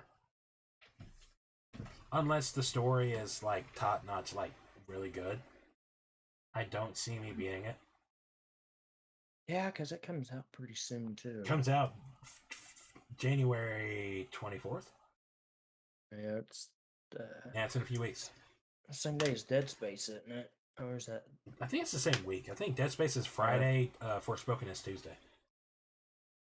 Yeah, no, that's the thing. It's like we've talked about people playing the demo. I haven't played the demo, but I've heard mixed things on it. The demo's not bad. Like, there's a lot of confusing elements. Like, it kind of just throws you in. It's like, hey, here's this. Yeah, Okay, well, that's what the guy at work. That's what the guy at work. He said it just drops you in. Like, here you go. It's like, okay, how's this work? You'll find out. What? There's another demo, and there's another game. There's a few other games that I played this year that kind of disappointed me. But the demo was Wulong, Fallen Dynasty. It's a Souls-like, from the studio that made Neo. Mm-hmm. Did the demo on here, loved it, and got to the final boss of the demo. And when I tell you that difficulty jumps from like a 6 to a 82, like that was what?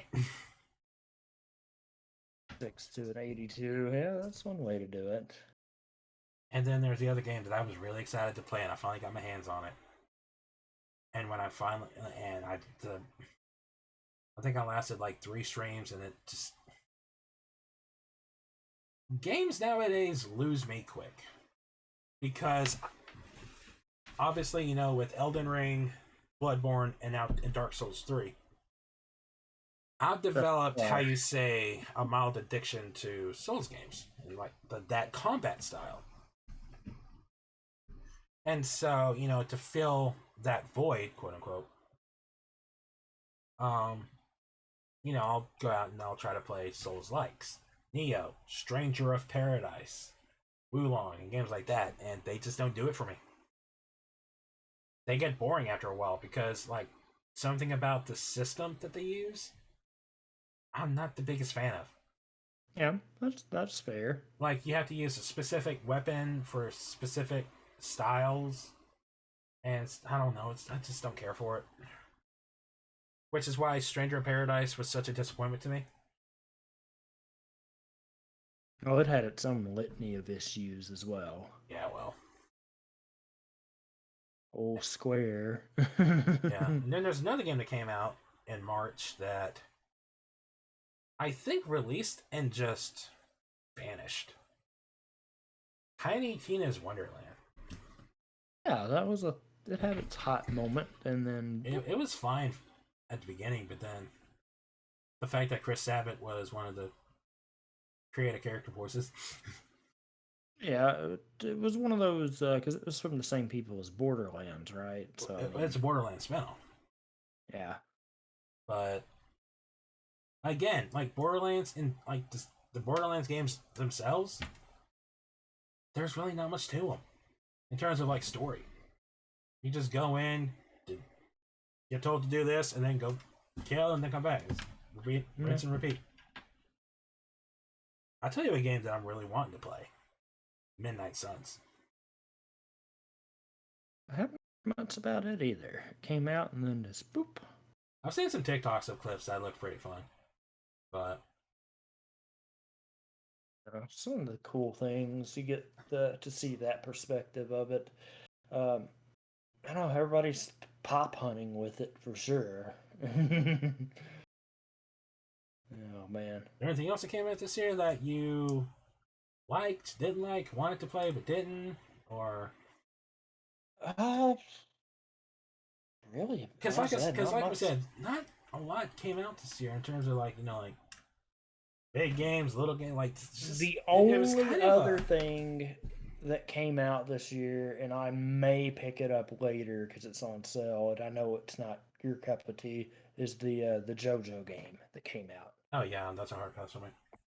Yeah, no, it's good. It's a I think it's a fighter, pretty much. It's a but fighter. It's a fun little game came out. It's the only other one that came out this year.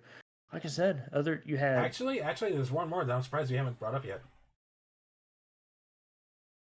Anime. Oh no. You want us to play it?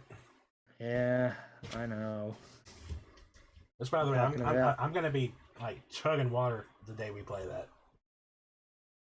Yeah, he's gonna be playing the Just to keep my voice like hydrated so I can do the voice.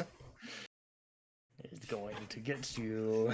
1, 2, sounds coming for you. Oh, now what are you gonna do when he evolves into second form and perfect? You talk like I can't do semi-perfect Cell. And then, of course, you know I can do perfect cell. Just Oh, I fuck know off. you can do that one. No, it'll be good. No, Dragon Ball: The Breakers. It's one of those things. I forgot it came out this year too It's until you brought it up. $20 too. Like what? And for those of you that don't know, Nate said he isn't going to buy it. He said, if you buy it, I'll play it. Because it's Dragon Ball Dead by Daylight. That's literally all it is. Basically. And apparently they added like Vegeta and Nappa or something. Really? I don't know. I haven't. I hadn't seen it. Like, here's how the year went. I was like, okay, Horizon came out, No, first we had Arceus, then we had Horizon, then we had Elden Ring, Ring, and then a few random things came out here and there. Then the other game. Yeah, and now here we are. I'm surprised you didn't talk about that game, because I know you played it on stream for, what, a couple of weeks, or did it make it only 2? Which one? The other game that came out a couple weeks ago. Came out a couple weeks Boy. ago. Oh, God of War. Yeah. Oh my God, how did we not talk about God of War yet?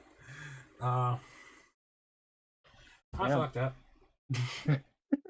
I got into a much lower level area than I should have been, and I couldn't get out, so I just said, you know what? I'm not feeling this game, so I'm done. Yeah, I was never a big fan of God of War anyway. Like, just in general. Like, the game is fine, but it's just never been, like, my obsession. Yeah, no. It's one of those, if I get the opportunity, sure, I'll play it, but it's not... I must play this immediately. It's one of those, I got time. Yeah, that's how I've been with it. That being said, you know, like, the performances, the sound, the, like, visuals, like, it's amazing. Something about the gameplay and the combat, it's just... Not Elden Ring. It's no Elden Ring. Yeah, The fact that Elden Ring beat God of War Ragnarok for Game of the Year impressed the hell out of me, and I was so happy. Yeah. But at the same time, Horizon Forbidden West got snubbed so bad, and I'm very upset by that. Well, it's just one of those things. When the nominees finally got revealed, I was like, Horizon, won. Theoretically, God of War should not have been in that award ceremony this year. Because it came out literally 1 month before the awards. Yeah. It should not have been in the awards. It should have been next year. Yeah, that's how they do it. But, I don't really have a cutoff for it. Yeah, that thing. But no, that was, like I said, we said earlier, next year is really the loaded year for games, hands down. Which, before we dive into that, kind of tempted to take a break so I can go to the bathroom. Okay. So we might do that, and then when I come back, we'll kind of rank our like top 5 of everything that we've seen. Mm-hmm. Like the movies, video games, TV shows, and stuff. Give our like top 3, top 5, whatever. So we'll do that in a minute, and I'll be right back. Yep.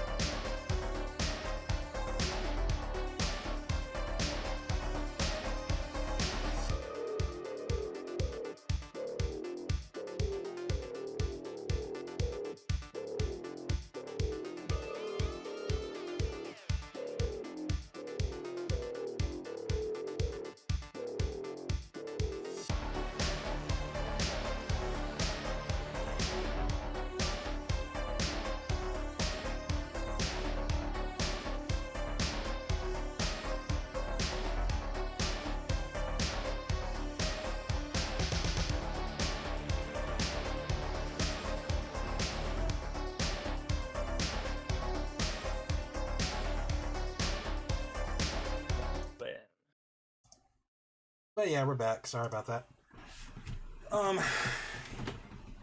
But yeah, we kind of talked over a little bit about our favorite movies, our favorite anime, TV shows, video games.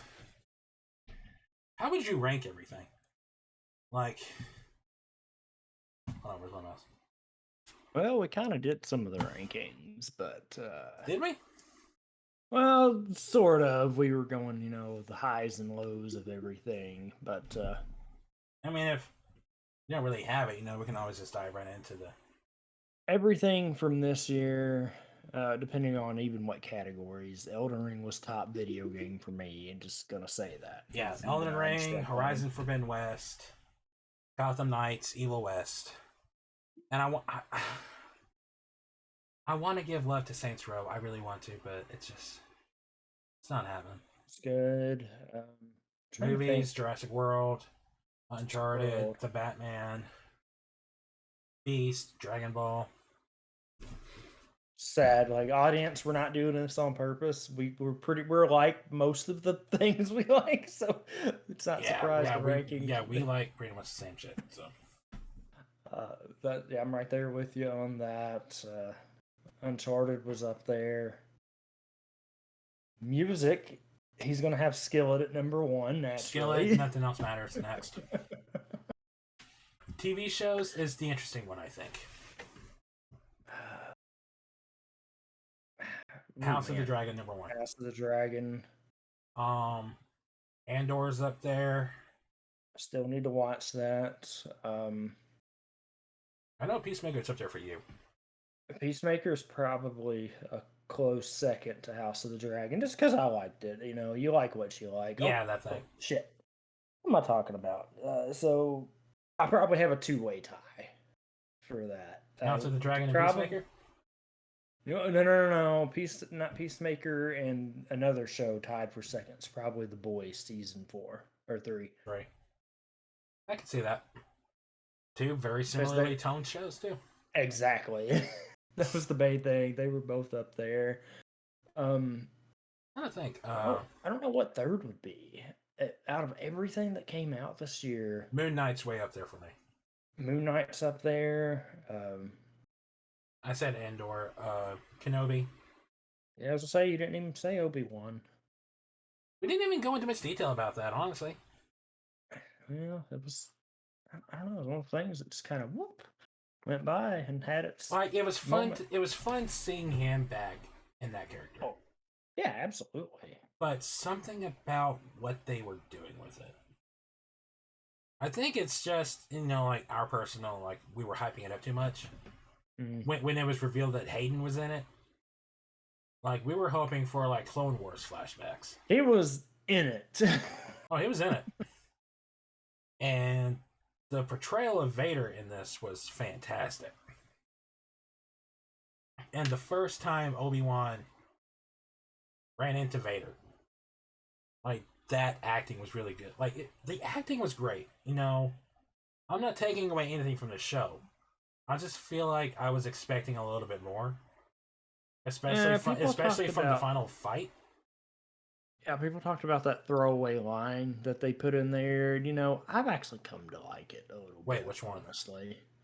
The episode 4 stuff that they put I am into what there. you made me? Well, that and the whole, you didn't kill him, I killed him. Oh, that was episode 6. That was episode 6. No, it was episode 4. Wasn't No, it? it wasn't. It was the episode where Obi-Wan sliced Vader's No, helmet. no. I mean, like, episode 4. Like, Star Wars episode 4. Oh! Where it says, like, hey, your father was killed, No? he was killed by Darth Vader. And, they set that up in Obi-Wan. I never really thought about that. Yeah, so people I never called thought about it from that angle. Yeah, that was the whole thing. I thought you were like, talking about, like, Anakin's No, gone, no, I am no. what remains. I was like, that was in episode 6. I didn't know you were talking about, like, the No. I movie just itself. meant, like, actual movie, because people are like, oh, they just put that. I'm like, Like, he betrayed They and did? murdered your father. but it tied it together. It so. does, but I didn't think about it until, like, you just mentioned it. I didn't think about it from that perspective. So that's interesting. Yeah. But I feel like I was expecting a little bit more from the fight. Well, your But give girl it- Kathleen Kennedy hyped that Oh, yeah, the bitch. rematch of the century. And which I think I'm going to take a page out of your book. A rematch that shouldn't have happened. Yeah. Oh, taking it out of okay. Oh, come on. Serious. You've been saying that for a while. Like, you've been saying, like, there's... Oh, I know. And, like, there's no reason Obi-Wan should have encountered Vader in any capacity between episodes 3 and 4. Yep. So the fact that there's a rematch of the century is like, this better be good. And then the reason for forgetting it is Palpatine, like, I trust this won't affect things. Oh no, I forgot about him. Just, what the? You spent the entire show obsessed with fighting Obi-Wan. And then when he kicks your ass, you're like, okay, we're done. Yeah, no, that was I don't know. That was good. Movies this year, top movies we did. Jurassic I guess. World, Beast. Yep. I think music. We did music, video games. We covered that's everything, I guess. pretty much for 2022. I mean, we have But, a whole other year. As far as, you know, like just life itself, Mhm. you know, I went through a phase in May and June where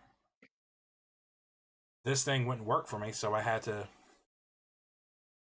get it completely redone, and that was a hassle and a half. So I spent like most of May and June off of stream, and that was like nightmare for me. Oh yeah, I know. It's I remember you were like, I'm gonna be out for this, and then you had that whole it sucked. It sucked. Had that whole fiasco with the job that they were telling you one thing, but it was that. But you know what? August made up for it. August didn't make up for it. That was because the most in fun. August, my birthday month, my birthday week, Dakota, Shrix's fiance, and S Poke Network all came out to Tennessee to hang out with me and Bella for a week. And when I tell you, that was the greatest week of my life. I'm not lying to you. Like that whole time. Dakota came out a day or two before. He came out the Tuesday before, you know, just to kind of get here. Mm-hmm. So he and I could go see the Dragon Ball movie on Wednesday. We both wanted to see Dragon Ball. We knew everyone else wasn't a big fan of Dragon Ball, so we planned that. Got some Dragon Ball, got some CCs. Should have seen Beast together. We should have. Hindsight, but you know what? You live and learn. And then the next day, Shrix and Kiba and Spence came out, and it was an absolute. I don't care, like, you know, Skillet aside, Elden Ring aside, Jurassic World aside, House of the Dragon aside, everything else we've talked about thus far aside, that week is my highlight of 2022. It doesn't even come close. It was because Dakota and I have met. When we met at an anime convention here in Memphis back in 2014. So we've been, I'll just say, we've been best friends ever since, practically. And we've met, like, whenever the anime, Dakota's poor feet. Yeah, y'all got both of them, damn it. Monkey! Oh, that's the highlight of the year. Monkey. I think Shrix is Luigi wants none of this. Oh yeah, Luigi wants none of this. But me and Dakota had met in the past, so you know, it's always great to see friends that you don't get to see often in real life. But when you meet friends that you met on Twitch, on a platform like this, when you make a friendship and you actively plan to meet those people in person, there is no greater feeling than actually the second. I'm gonna say this without sounding weird. the moment we got the message that Strix and Kiva were at the hotel, like, we practically ran down the elevator. And we got out the door. We saw Strix walking out the door to his car. I stormed outside. Like, you saw a fat dude practically running. Got outside, and I practically yelled, Strix! He turned around, and it was just hug. And it just, that moment was just, it was great. And then the day they left, I was sad for that whole day. So meet your friends, friends. I'm just glad we got the pictures from that. I mean, it was so. Oh, we're talking about next time getting GoPros and like just setting up cameras everywhere we're at. We go to Buffalo Wild Wings, just prop up a camera, just hit record, just go. Oh no. And then just make a little montage of like everything that happened, and just it's gonna be great. We got this. Don't worry about it. But oh, I remember that trick. I don't know why I remember this, but it was just Spence and the damn onion rings everywhere we went. I'm gonna find the best onion rings in Memphis. My favorite thing, like one of the things that I love so much was all the local restaurants here that we hyped up to y'all. None of them disappointed y'all. Oh, Grand Pacific. And I was so happy about it. Grand Pacific. Oh my god, I was very happy with that. I think everybody loved that. So it makes me happy that, you know, the hyped up restaurants didn't disappoint. Chinese, please, yes. Yes. You That's got good. to get CC's Pizza after how long? I know. There's only 2 left in my state. That's crazy. And you're just above me. Yeah. No, and the closest one is like 2.5 hours away, so it's So, you know, it's times like these where you just find yourself wishing you knew instant transmission. there's CC's close to you. Oh, it is on. Oh, it's on. It's on, son. It's on, son. But next time y'all come into town, there's going to be a restaurant. I'm hoping it stays open. Oh, the new one? Yeah, the new one. It's called Sake v Tequila. And tequila is spelled Tekila. It is sushi, tacos, and hibachi. And my manager posted posted something that said every meeting we have moving forward will take place at that restaurant. Okay. So that's like right next door too, isn't it? Or it is next door. Well, it's in the same strip area, but whatever. Yeah.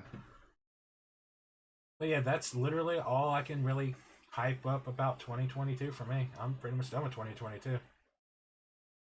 Unless you got something else you want to dive into.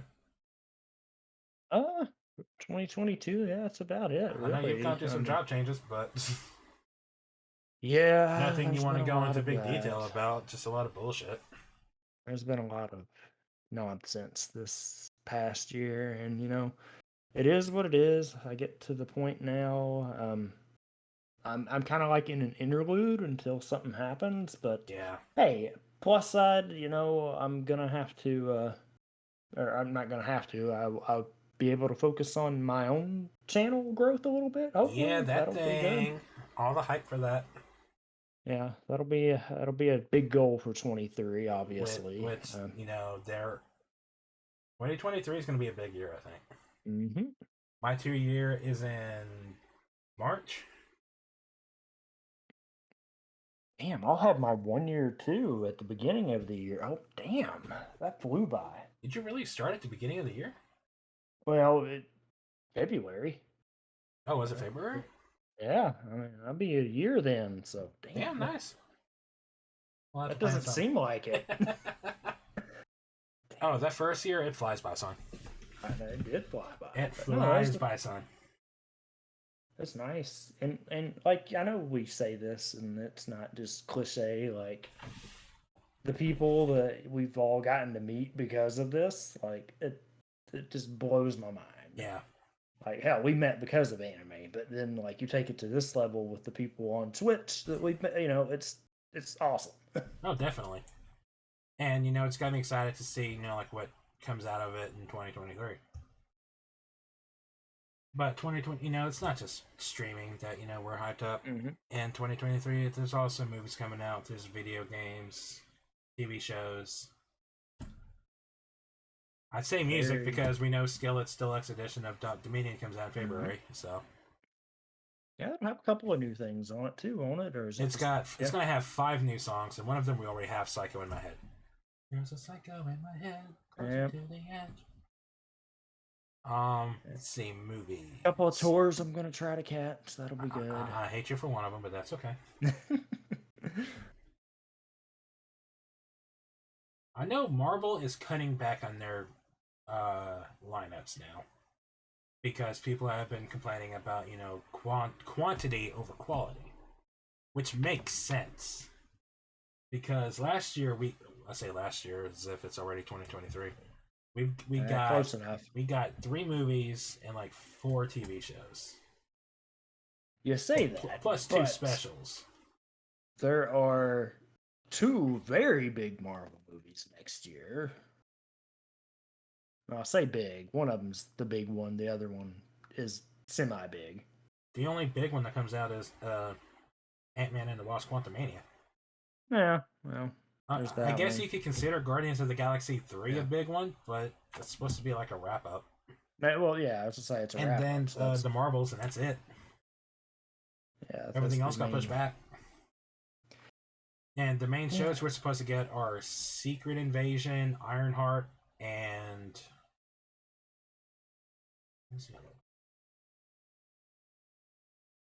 Secret Invasion, Ironheart, and Loki season 2, and I believe What If season 2 as well.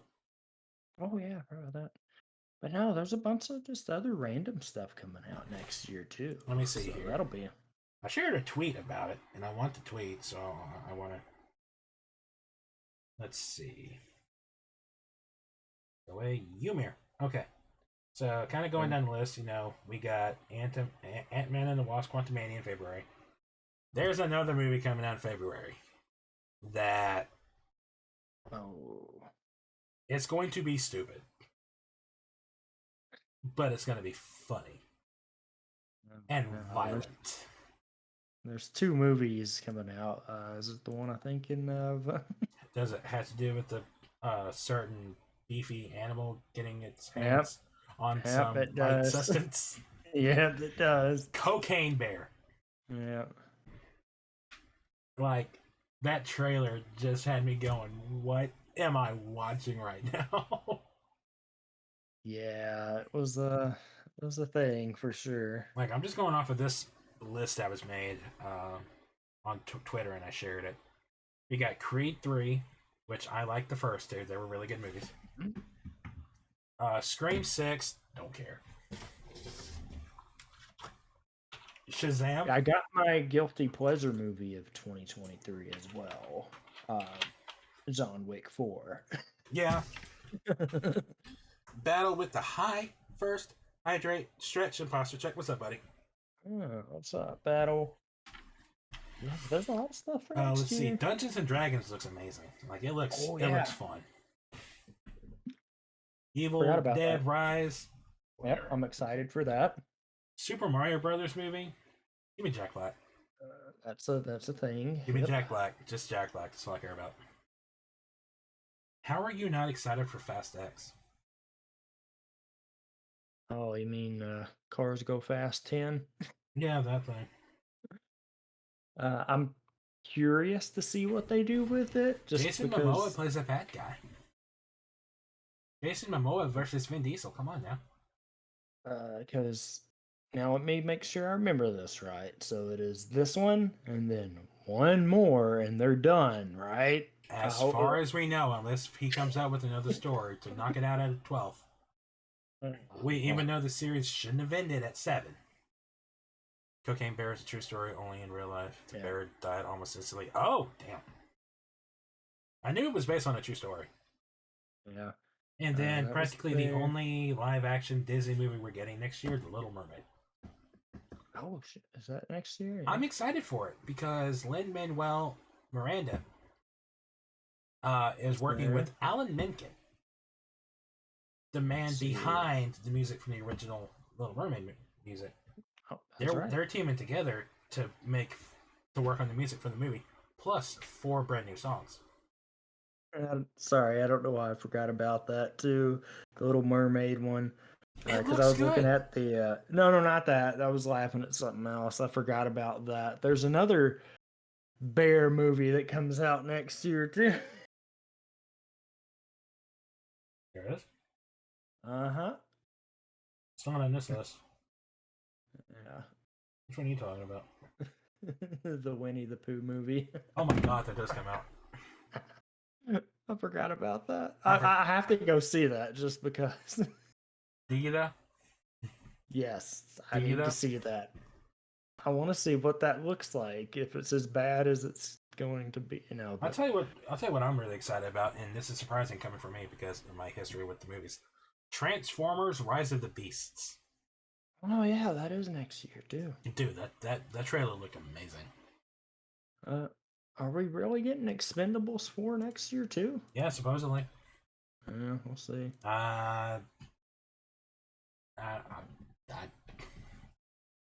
Listen, the first one was good, and then it just kind of got weird. Yeah, they just kept coming. I don't even remember 3. I didn't see 3, but I have 3. The Flash, pointless movie. Is the Wonka movie coming out? Why are they remaking that? Okay. It's a prequel. Oh yeah, that's right. Indiana Jones and the Dial of Destiny. That's next year. Can't wait for that. Mission Impossible, couldn't care less. Supposedly the 4th Star Trek movie. No, that's not happening. Supposedly it's No. slated for December, but December is always a placeholder for movies that are rumored to come out. Nothing at John Wick all 40. has been said about Star Trek 4 after the one actor who was in the other 3 movies passed away. So that movie's not happening right now. So it's definitely not coming out next year. Shazam, is it for sure? Yeah, Shazam Yeah. for sure. The Marvels, Blue Beetle, Aquaman, Dune Part 2, but whatever. We're supposed to get The a new Meg Ghostbusters. But and then there's one listed on here that I don't know how to feel about it. It's Kraven the Hunter. I forget about Kraven the Hunter. Well, what's weird about it for me is the actor who played Quicksilver in Age of Ultron is playing him and is playing Kraven.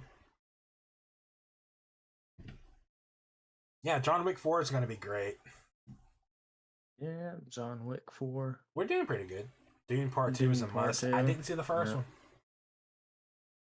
Yeah. one. Let's see. Creed. I don't like sand. about I don't like sand. that. It's rough and coarse and irritating us everywhere. I don't like sand. The Fast 10. Oh, Fast 10 and Little Mermaid are going to go up against each other. Good lord. Oh, just wait until 2024. Avatar 2 and Avatar 3 and Sonic the Hedgehog 3 are slated to go against each other. And I love yeah, duh. The other Spider-Man, the Across the animated Multiverse. one. Yeah. So there's a lot of good movies coming out next year that I'm curious about. As far as TV shows, what is that other Marvel TV show? I think Loki. Another MCU shows 2020. Another Mission Impossible next year. Good lord. Yeah, that thing only confirms 3 shows. Secret Invasion. Yeah. Hold on, where's the There's other a one? new Saw movie. Iron- Saw 10? Yeah, that thing. Yeah, that's a thing for whatever reason. And it's bringing back the Yeah, it's bringing guy. back the dude. Didn't he die like 6 movies ago? I think he died and came back and died again. I don't fucking know. And Aquaman, that's, I guess it'll still be there. You gotta see the John Wick series. Oh, I love John Wick. I love John Yeah, Wick. John I've got him Wick. on Blu-ray. Yeah, who don't love John Wick? Like, John Wick's amazing. Shows 2020. Uh, Oh shit! How could we forget about the one that starts next month? Last of Us.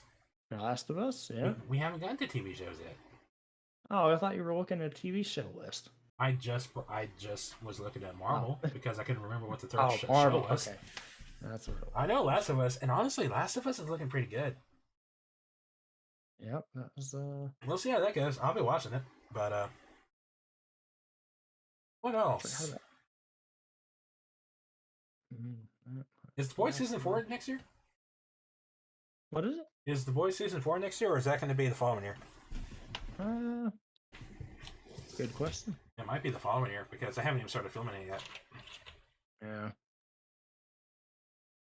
I don't think anything else that is. There's really not much else in terms of like TV shows. At least that I can think I'm of. sure they are. I'm just Because everything that came out, like all the big ones, like House of Dragon and Rings of Power, those will come out in 2024. Yeah, they will. And I think I saw Invincible season 2 is coming out in 2024. Yeah, it should be coming out this next year. Oh, it should be next year? Okay. It should be 23, I think. Okay. That would make sense because it's been a hot minute since they've. 2024 is going to be a massive year, but there's another show that's coming out that is going to be an Apple Plus TV show that not many people are aware of, but I'm going to use my platform to make it known. We are getting a Godzilla MonsterVerse TV show. Mm-hmm. I'm going to need you to go away, stupid stink bug. Yeah, that's going to be there. The Godzilla. And the interesting about that is Kurt Russell and his son are both in it. And the show takes place after the 2014 movie. Mm-hmm. But before King of the Monsters. And Godzilla will be making an appearance, and I can't wait to see what that show's going to be about. I think it's just Monarch. Yeah, I remember seeing that. And we're also supposed to get a new Toho Godzilla movie. Mm-hmm. As well as an animated King Kong TV show. I know there's an anime coming to Netflix and an animated show coming to Disney Plus. Something like that. I'm not entirely sure. Mm-hmm. There's a bunch of the little things coming for it. I'm trying to think. And then 2024, we're getting Godzilla and Kong, the movie. Mm-hmm. The rematch. Nah, it's not going to be. They're teaming up against some other stuff. But let's see. There's something big that pertains to me and my channel that is happening in June, and I need to figure out. I need to do something for it. Mm-hmm. June is the 30th anniversary of Jurassic Park, the movie. And Universal has already said there's stuff coming out. There's stuff being announced on the 30th anniversary of Jurassic Park. What I'm hoping to do is get my podcast for Jurassic Park going around that time. Because it was supposed to be this year before Dominion came out, but shit happened.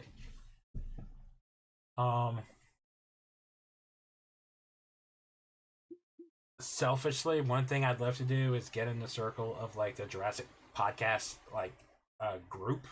Because there's a group that's just Jurassic. It's called Outpost. Yeah, and they do a Jurassic Park podcast literally like every week. And I'm like, I like Jurassic Park. Can I talk about JP, please? It's like, yes, Jurassic Park.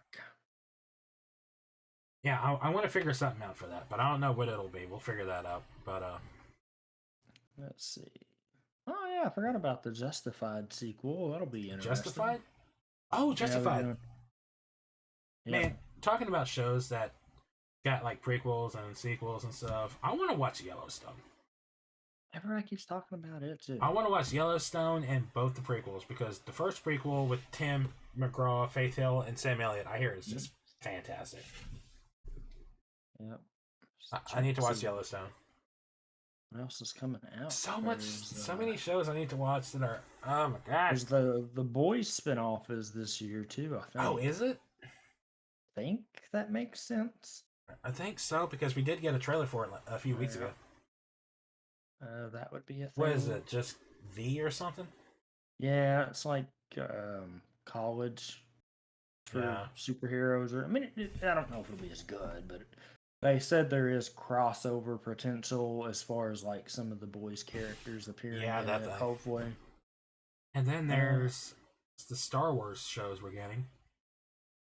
Yeah, that's Mandalorian season 3, Mando, Ahsoka, Ahsoka's coming out. That'll Bad be Batch soon. season 2. Yep. So, oh yeah, there's a lot of stuff coming. What else? I think we're getting Andor season 2, but I think that's going to be next. That's going to be It'll be- 2024. Yeah, it'll be a little. That'll be ways 2024. there. Even though I think they just wrapped on filming on that. Yeah, that or they just started. It's one of the two. I don't know. I'm trying to think what else they had for TV shows. I mean, there's a ton to talk about. In I'm TV sure there are. shows. You know, Yeah. how have we, in terms of shows at 2022? I know neither one of us watched it, but have you heard anything about Winchester? I haven't. Honestly, I've come close to sitting down and watching it. I just haven't done it yet. I can't. It's I just can't. it's one of those things, right? It is like, hey, we just got done, and all right, here's this. I'm like, why do we need this? It's This like, doesn't okay, need to be what? a thing. Like, you already could have just left the But- series finale at the episode before the series finale, but whatever. Oh, that is the series finale. I don't know what you're talking about, but no, it's one of those things. I can't wait for that podcast, by the way. Oh, that's going to be great. There's so much to talk about with that. But for this, it's one of those things too. It's not necessarily good or bad. It's something that came out, and I It is hear a thing. nothing. It is a thing that exists, and we know nothing about it. I haven't heard nothing about it, either good or bad. That's the other. It's like To me, when something like that happens, it's usually a bad thing. like usually you hear about it, or people are like, "Oh, this is awful," but I heard nothing. That was I've heard more about Walker than I have the Winchesters. That's because Walker's on like season 2.5, I think. I think they're on season 3. Yeah, and now it's getting a prequel because reasons. It's got a prequel. What some Jared other needs to stuff do going- is Jared needs to just look. This Walker thing's not working. I'm gonna go hang out with the boys, all right? Because we got Yeah. Jensen, we got John. No, we got Jeffrey. The only other thing that I would like to see eventually down the line is where Jensen said, "Yeah, hey, we'll get something on HBO Max where we can have a little bit more fun with Supernatural." So Kind of like a soft reboot. not really a reboot, just like hey, this is another story that happened, or something. Which I would be okay with if they did it. Wait enough time. They're What- going to do something. What with it. I've come to realize is the CW has lost its charm. Yeah, most of the stuff is ending. Flash is ending. Arrowverse is officially done after that, I think. Well, even before that, like all those shows, they just weren't as good the past several years. I gotta be real. After Crisis, I gave up. Like I couldn't keep up with what was going on anymore. And as far as crossover events, they're not topping that. For CW, they're not topping that. And I know Crisis on Infinite Earths was something that DC wanted to do, or something, but in terms of like movies, but obviously that's not happening. It's been out for a while, and it's not really that big of a spoiler for it. But the fact that they got Lucifer in that crossover, you don't top that. Like, there is no top like just Tom Ellis and Matt Ryan together. Can we get a spinoff of those two? I need that in my life. Yeah, like I said, you don't top that. The fact that they got that was the one thing that came out of that crossover, and I was like, oh, I saw the rumors, but I was like, there's no way. I wasn't paying attention to anything when it came to the Arrowverse. You sent me the video on... Oh, it's fireworks. That's what's going on. Oh, okay. I was like, what is that gunshot? Oh, it's fireworks. But you sent me a link the next day because, I was online the next day. You said, all caps, you have got to see this. And it was a link, and all I saw was Lucifer and Constantine. I was like, I'm sorry, what? And so I clicked it, and I watched it, and that made my whole day.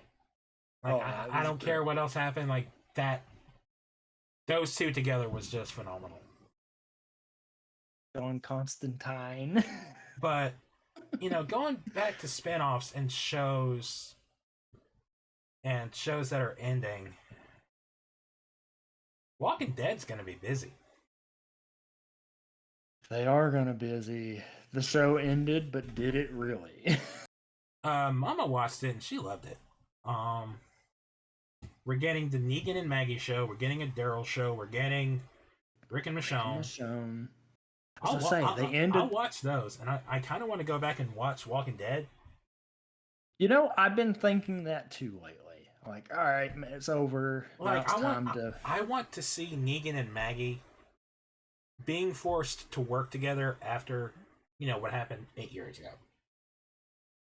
Yeah, that was a thing.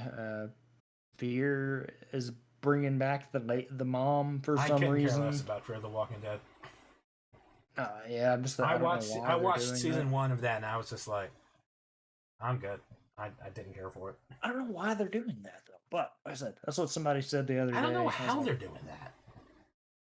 Yeah, they're like, yeah, Walking Dead ended. I was like, did it really? They're ending the main show, but Rick's getting a show with all Michonne. The characters that anyone cares about are getting spinoffs.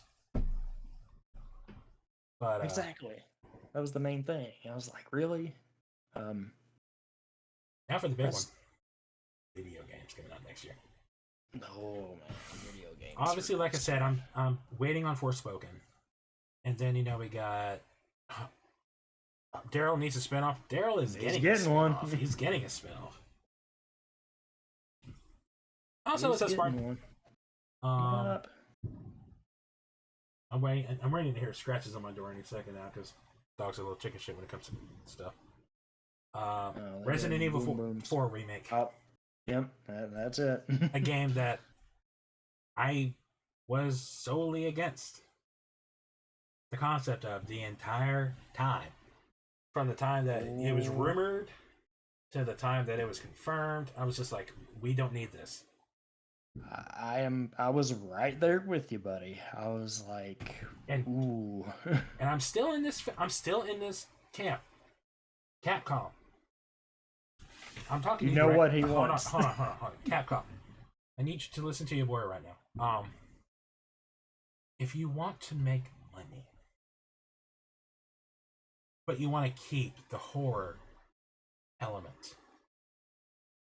but you want to switch it up just a little bit, I want to punch you. Not you, Capcom. I'm talking about him. Dinosaurs are a popular thing. Which is going to bring me to a point that I'm going to make here in a minute about another thing, going back to movies. But there's a game that came out in '99. It was essentially Resident Evil with dinosaurs. And it was amazing. You made 2 of them. 2 completely different games, by the way. One's a survival horror game, one's an action-adventure shooter. But they were both excellent. Resident Evil can just wait. Alright, we don't need any more Resident Evil for a while.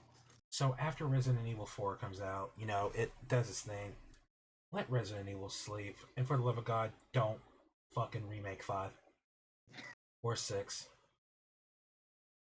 Please.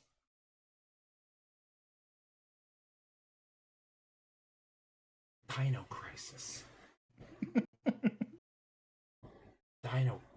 Dino Crisis. Please. And not that exoprimal bullshit you got coming out. Let me tell you something. When that trailer was coming out at E3 and we saw Capcom, okay, cool. Dinosaur. Excuse? Oh. They knew what they were doing. They have a character in the game that looks just like Regina. They knew. She looks just like Regina. One of the characters looks just like Gale. I think one of them looks like Rick. It's like, this is just a slap in the face. Like, they knew what they were doing, Nate. Why do you hate us? And also, fuck you about Dino Crisis 3. Hey, you said 2 games, Dino Crisis 1 and Dino Crisis 2. We ain't talking about that shitty ass thing. that being said, I'm all for the 4 remake now. Like I'm on board. Everything I've seen, just gimme. And the game comes out on my 2-year mark, so I'll be doing that. But after Resident Evil 4, just DCR, Dino Crisis remake, please. Man, I love you. look at this. Look at this list, and there's just like. And then the week loaded. before Resident Evil 4, we've got Star Wars Jedi Survivor. Oh, that is. Which It's has gonna be good. the pre-order bonus and the deluxe edition. Tells me there's going to be more customization in terms of like the outfit and the lightsaber hilts. Like, Which would be good. the pre-order bonus is essentially Obi-Wan. Comes with Obi-Wan's lightsaber hilt, Obi-Wan's outfit from the show, and BD1 skin of like R2. No? Is it R2? Something like that, I believe.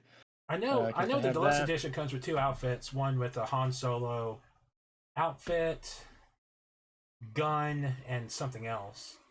And then the Luke Skywalker outfit with the lightsaber hilt and something else. I don't fucking Don't remember. even tempt me because I've been very, very tempted to get that collector's edition. Even though we don't get it at work, I would order it in a heartbeat. I am still salty about Resident Evil 4 Collector's Edition because I wanted that one. But it went live Hey, on a did- Saturday. It went live on a Sunday, and I couldn't get. Tricks, be safe, buddy. Be safe, man. Oh, don't worry. Maybe it'll be like the God of War, and somebody just won't pick it up. You can take it. Yeah, maybe.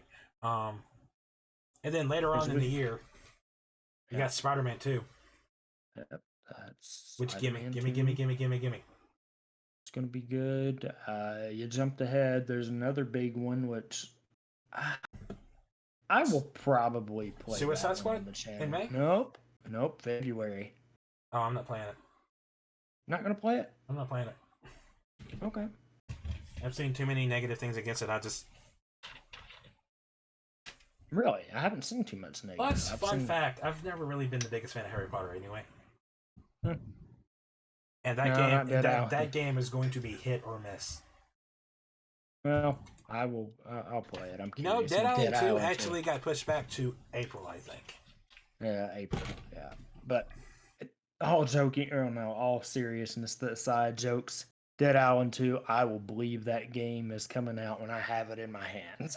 I mean, the fact that GameStop is showcasing it on the screen, kind of tells me there's some legitimacy to it. Maybe. Legit is you want to talk about legit is Like- I can't like- talk. Pre-orders for that game went live in 2013. Yeah, but they're actually like showing like the trailer for I it know. now. So that kind of That's says okay, but at the same time, you're right. But trying to think what else. Suicide Squad. There's a few games coming out in like February and March that are going to be low on the radar. There's a game coming out in February called Wild Hearts. It looks like it plays like a Souls game, but it's a Monster Hunter game. One. And then there's Wulong in March, but like I said, that game might wait a little bit. And then there's whenever it comes out, Black Myth, the Wukong Black Mist game. Yep, that's one, two. Lies of P. Final Fantasy 16. Final Fantasy 7 Rebirth. Yeah, well, Skull and Bones allegedly comes out. No one next gives a year, shit but about that game. I've given up all hope on That being said, Assassin's Creed Mirage, which I'm hesitant Somebody about. asked about that today, and they're like, "When's that come out?" And I was like, "Couldn't tell you." It'll be given the track record, probably. I'm seeing reports of August, Yeah, and everything I'm seeing points to August, so that might be a birthday release for me. That would be good. We were supposed to get one game that got pushed back because the developers who were making it fucked it up, and so they're all practically having to redo the entire game, and that's Knights of the Old Republic remake. Mhm. Apparently, like the early reception to that game was so abysmal, they're having to redo it from the ground up. Oh, absolutely. And on It top of was that, gonna- we're supposed to get Elden Ring expansion at some point. Yep. There's rumors that we're going to get Xenoverse 3, Oh, yeah, that's a big rumor. which I'll believe that when I see it because they're still releasing talking content for the about, fucking second one.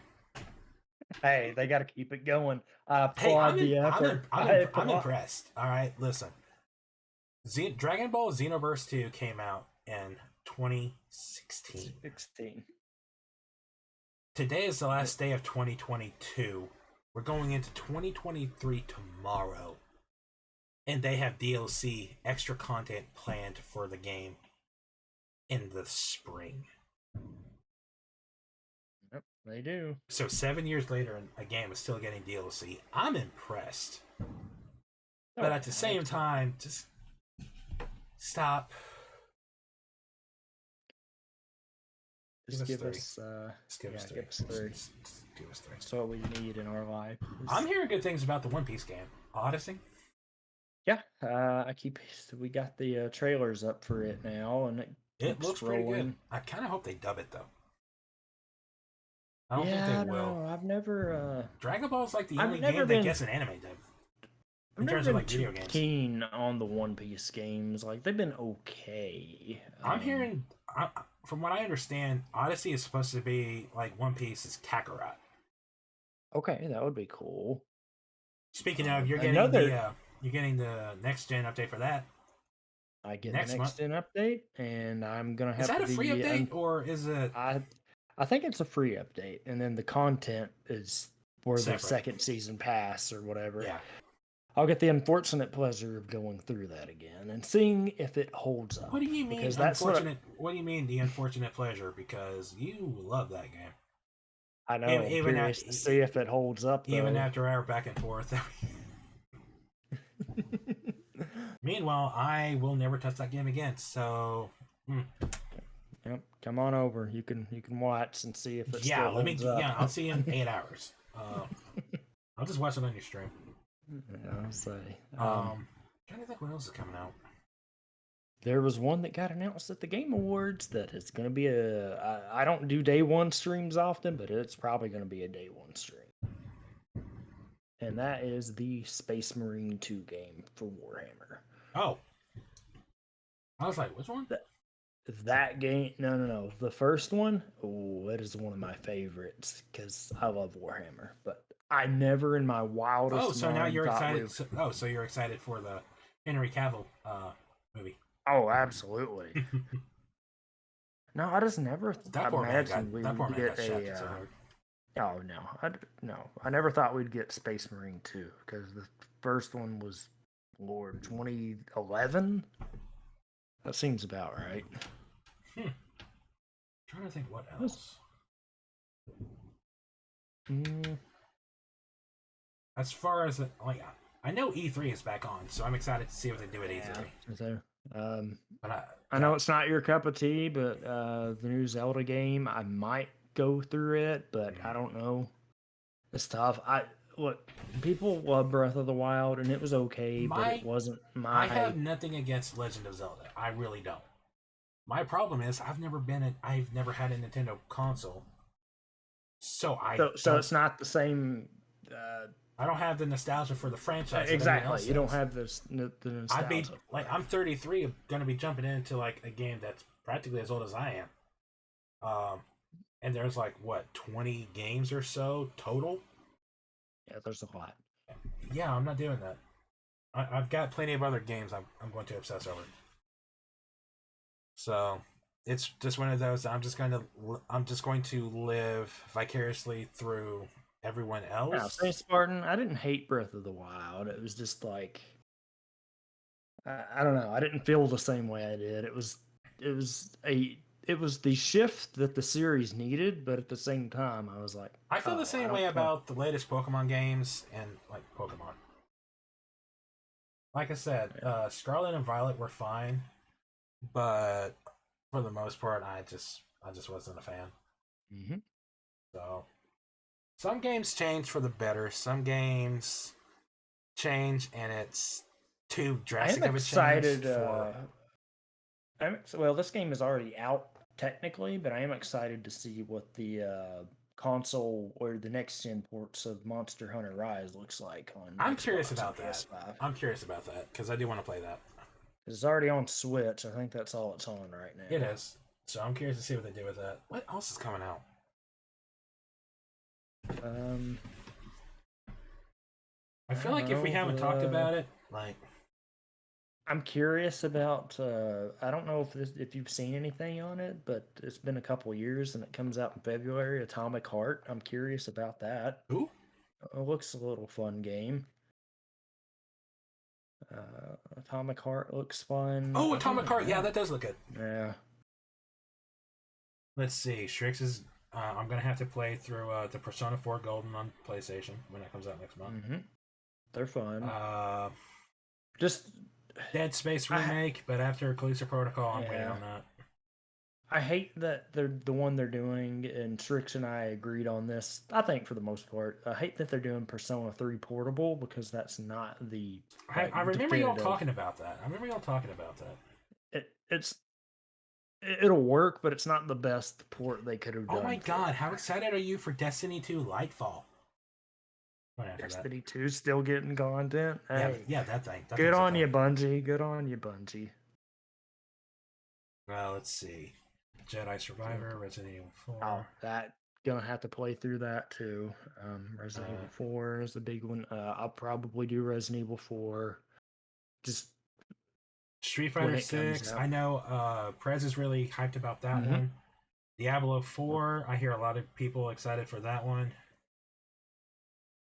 Yeah, no, that'll be a good one. And then unscheduled releases, Alan Wake 2. So Suicide Squad, is it going to play like the Arkham games, or have they showed off yet? I don't think. I think we saw some. I think it is going to play like the Arkham games. But obviously, it's going to have to change a little bit because of the different types of characters. Because 3 of the 4 characters are long range. Okay, 2 of the characters are long range. One of them is like a mix. And then one of them is strictly, I'm going to bite your head off. Yeah, that's true. Black Myth, Wukong. Wait, there's a Black Clover mobile game coming out? I seen that. I don't do mobile games that much, but cool. I don't touch mobile games ever. Oh, and for the people who have Xbox Series X and S and PC, you get Starfield next month, I think.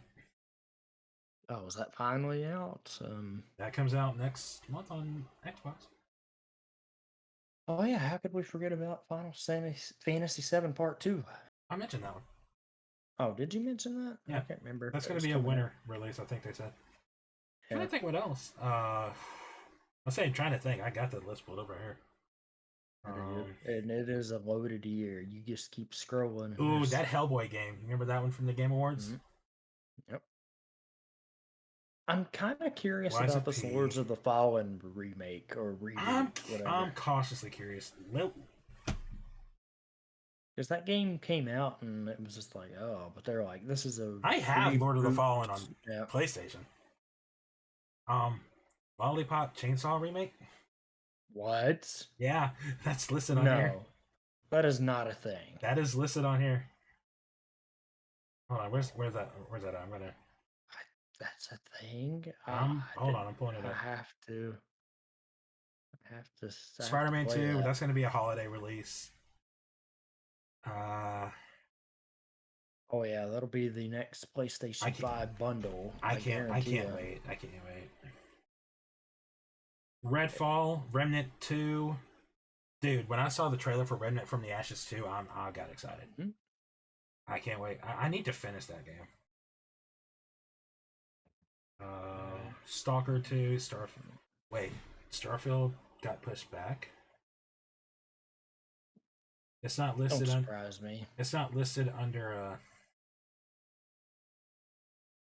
It's not listed for first of the year anymore. Oh, that don't surprise me. I could have sworn that was set to come out in January. It just says 2023. Huh. Look at you, Bethesda. Fucking up as Oh, always. this is gonna be weird. I forgot we're gonna hit New Year before you all. Yeah. And where we're going, should we try to prolong this out for another hour just so you can say Happy New Year before we can?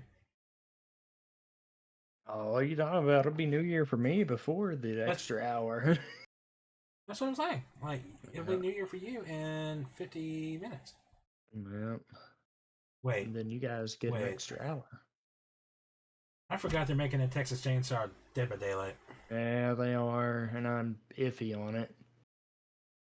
What they need to do is they need to make a game that is strictly slasher killers Dead by Daylight. Here's the thing, and DBD has the monopoly on it. I know it because does, but They literally have Leatherface in that game, so they have Leatherface in it. They have. Let me see. Hold on.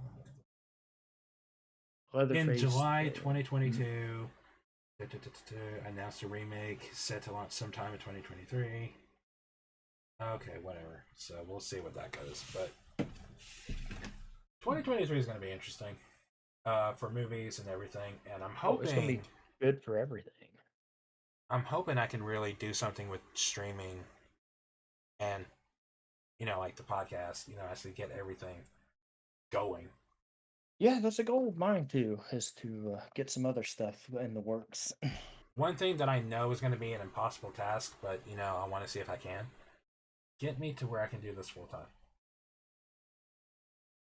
That'd be nice. Let's While get at the same everybody time, continuing to improve as a streamer. As a fact of the matter is, we're entertainers now. entertainers. So, which is really weird to think of, but you know what? It's facts. Just trying to improve, continue to provide a safe space for people to just kind of come in, hang out, be themselves. Just don't be dicks. Man. Just don't be dicks. Like I said, so I love for everybody. Like, hey, just cool. Hey, you're here. Awesome. How's your day going? What's up? Tell us about I'll it. say one thing that I'm going to try to do moving forward is every other Thursday is a podcast. I would love for that to happen. But in terms of things that we have planned, I'm going to let you. Oh, I got you beat on every other week. Oh, man. I'm gonna let you announce this one because this is your baby. I know it's the baby, but this was your idea. I'm just kind of. I know it was my idea, and I love the little graphic you made earlier for it, too. That's just the standard. Like I'm not even finished with it. Like obviously. Well, obviously, we need to sit down and actually work on that. So, for those of you here, there was an idea I had. There was an idea. Bring together. To bring together a group of people that could discuss things on a weekly basis and not be constrained to one type of Codpast topic or podcast topic, since we're talking podcast with Nate. Say that 5 times fast, Codpast podcast. No, but anyway, the goal here in the end game, I see, look, I'm hitting all the references. I'm going to slap you. Okay, fine. No, basically the goal here is to do a weekly recap of not just one specific thing, but anything that happens in the week on the Saturdays. Reveals. Exactly. And we're looking at a Saturday slot because that's the end of the week. And there's a couple of little ideas for it. And it's one of the things that can be interchangeable with, have our main guest and then bring people in. And, there's a lot of room to. Should I do the thing? Should I show the thing? You want to show the thing? Show them the idea. Show them the thing. Work in progress. Yep. Week in Geek. I know it's a little cheesy, but It'll work. Again, it's a work in progress, but we're working on it. I love it. Weekend Geek. It's going to be great. The goal was to get this up and going weekly, which is a humongous task. It's going to be because sometimes like there's just not much to talk about. I can guarantee you next week we're going to have a lot to talk about because January 6th is when James Gunn is supposed to have a conference, like a little reveal thing where he's going to reveal like the first slate of his plan. Yep. So that's next Friday. So next Saturday we might be doing the first episode of Weekend Geek. Mm-hmm. And is that going to be on my channel or your channel? I was going to run it on mine, but I mean, it's because I figured you were going to be busy with streams and Codpast every other week. I don't stream on Saturdays. I don't do anything on Saturdays. I know. But I got no problem running it on here. I know. You know. Hadn't figured out the logistics for it yet. Not done. Because I have to see how the other thing I want to get will work. But if it works, hey, it works. It works. If it doesn't, we'll figure it out. We'll make it work. But it's something he came to me and said, "I got this idea I want to run by you," and he told me about it, and I was like, "That sounds cool."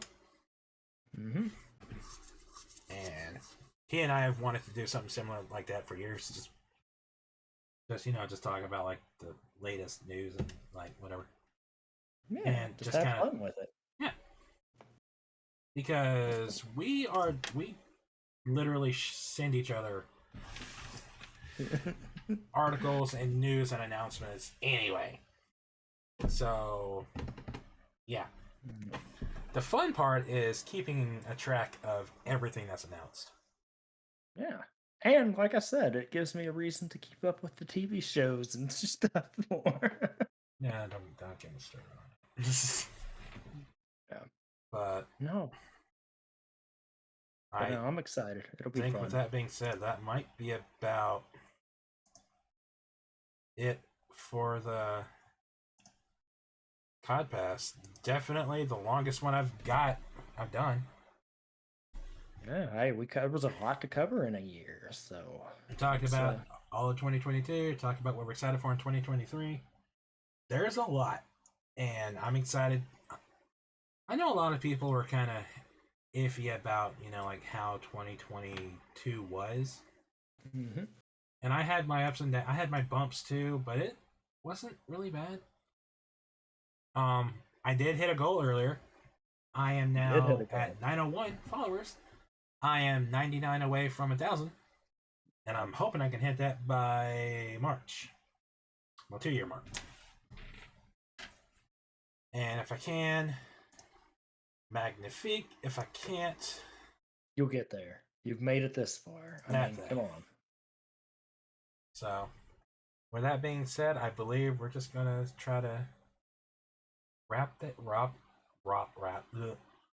things up. And everybody's got the goals there. You'll hit your goals, Nate. We'll all do it. Strix will hit his goals. Everybody will. That's the positivity going into 23.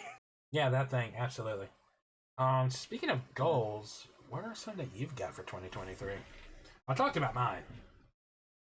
What you got? Get past this 100 hump that I'm stuck on. But as you know, I've had things. If you're not following my buddy, fix yourself. That'll be a big hump to get over, just because that's a big milestone to me. I know it doesn't seem like much, but like, hey, getting there, that's every milestone is big to the person dreaming it. Yeah, because most of the people in here know this, but like, I was iffy on getting into the streaming stuff. Nate was just like, do it. He was Palpatine. Do it. Oh, don't I was like, you know what? Come on. I was like, you know what? I'll do it. And then even though I haven't done this for a full year yet, I'm getting to the year there, and like I'm trying to pick up little things as I go, much as you guys have done. I go back and I think about the first Star Wars stream that I did and what my streams look like now. And I'm like, okay, I see a clear progress trend there. And that's really the important thing to me. Oh, absolutely. It's like doing step by step. It's gone through phases, much like you know, you had Nate Hawk. You've successfully rebranded that into Jurassic Nate. Oh, yeah. I don't know if I would ever do a rebrand. You're not allowed to because monkey. Yeah, see. But no, that's the thing. I love picking up the little things, doing like, hey, this is what it is. I've sent you all things like, does this look okay? Because my big thing is no, it looks stupid. I'm just kidding.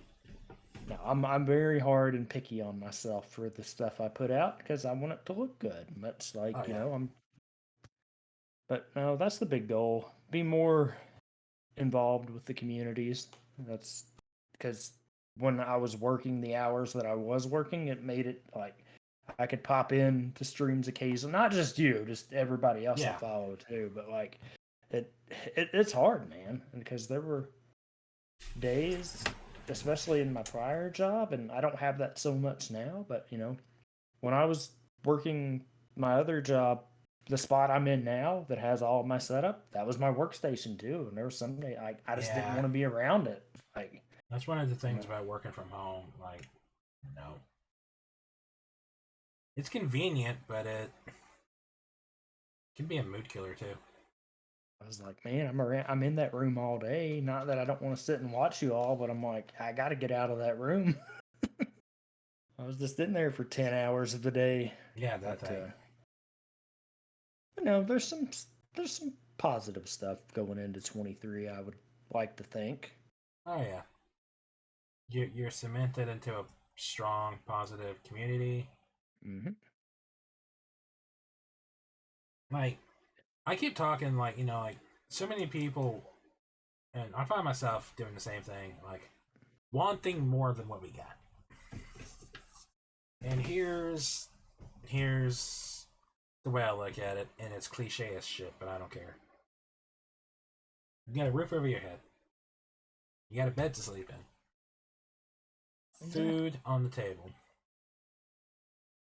You got a car to get you to work. You know, you're better off than a lot of people. Mm-hmm. And you know, like in our case, you know, like I'm able to stream 6 nights a week.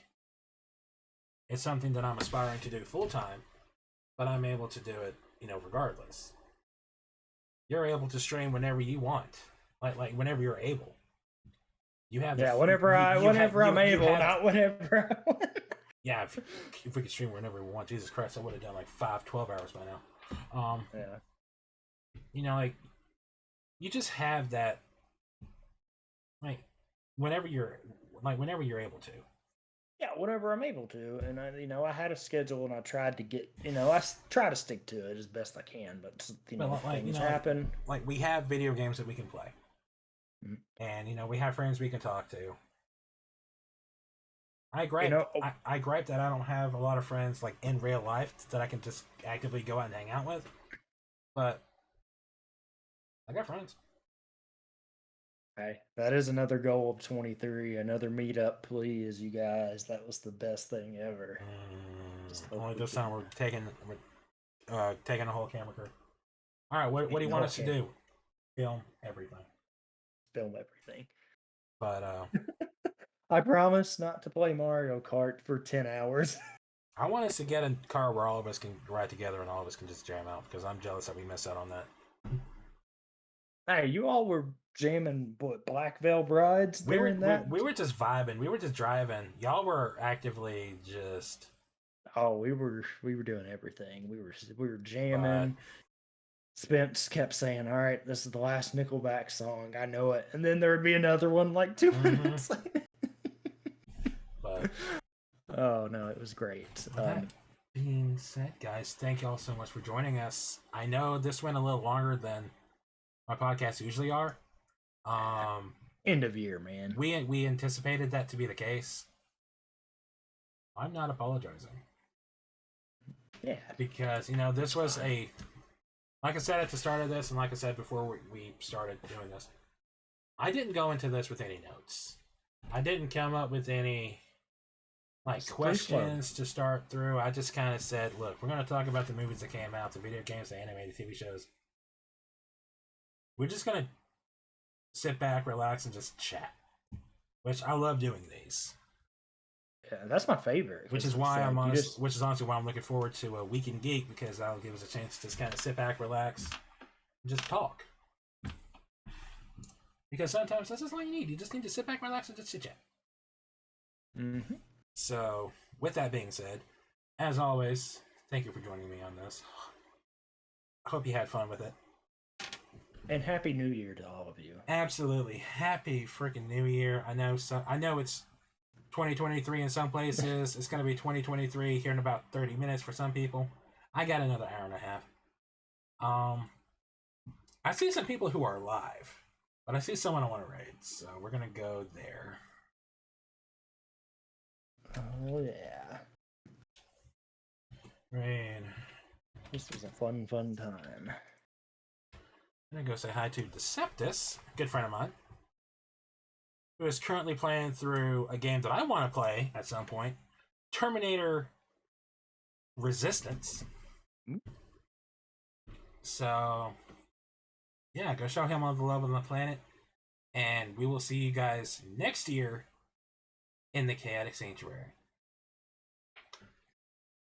Later, guys. Wait, before I leave, please be safe. It's New Year's Eve. I know people like to have fun, go crazy. Please be safe. Don't do anything stupid. Don't do anything crazy. Self-care first and foremost. Hydrate. Love yourselves. And just go into 2023 ready to just kick its ass. Make it your bitch. You got this. Believe in yourself. Believe in yourself. Do it. You Go you can do beyond. anything. Los Ultra. We'll see you Los guys next Ultra. time. Later, guys. See ya. I don't regret that. Plus Ultra. Oh, I love it. Oh,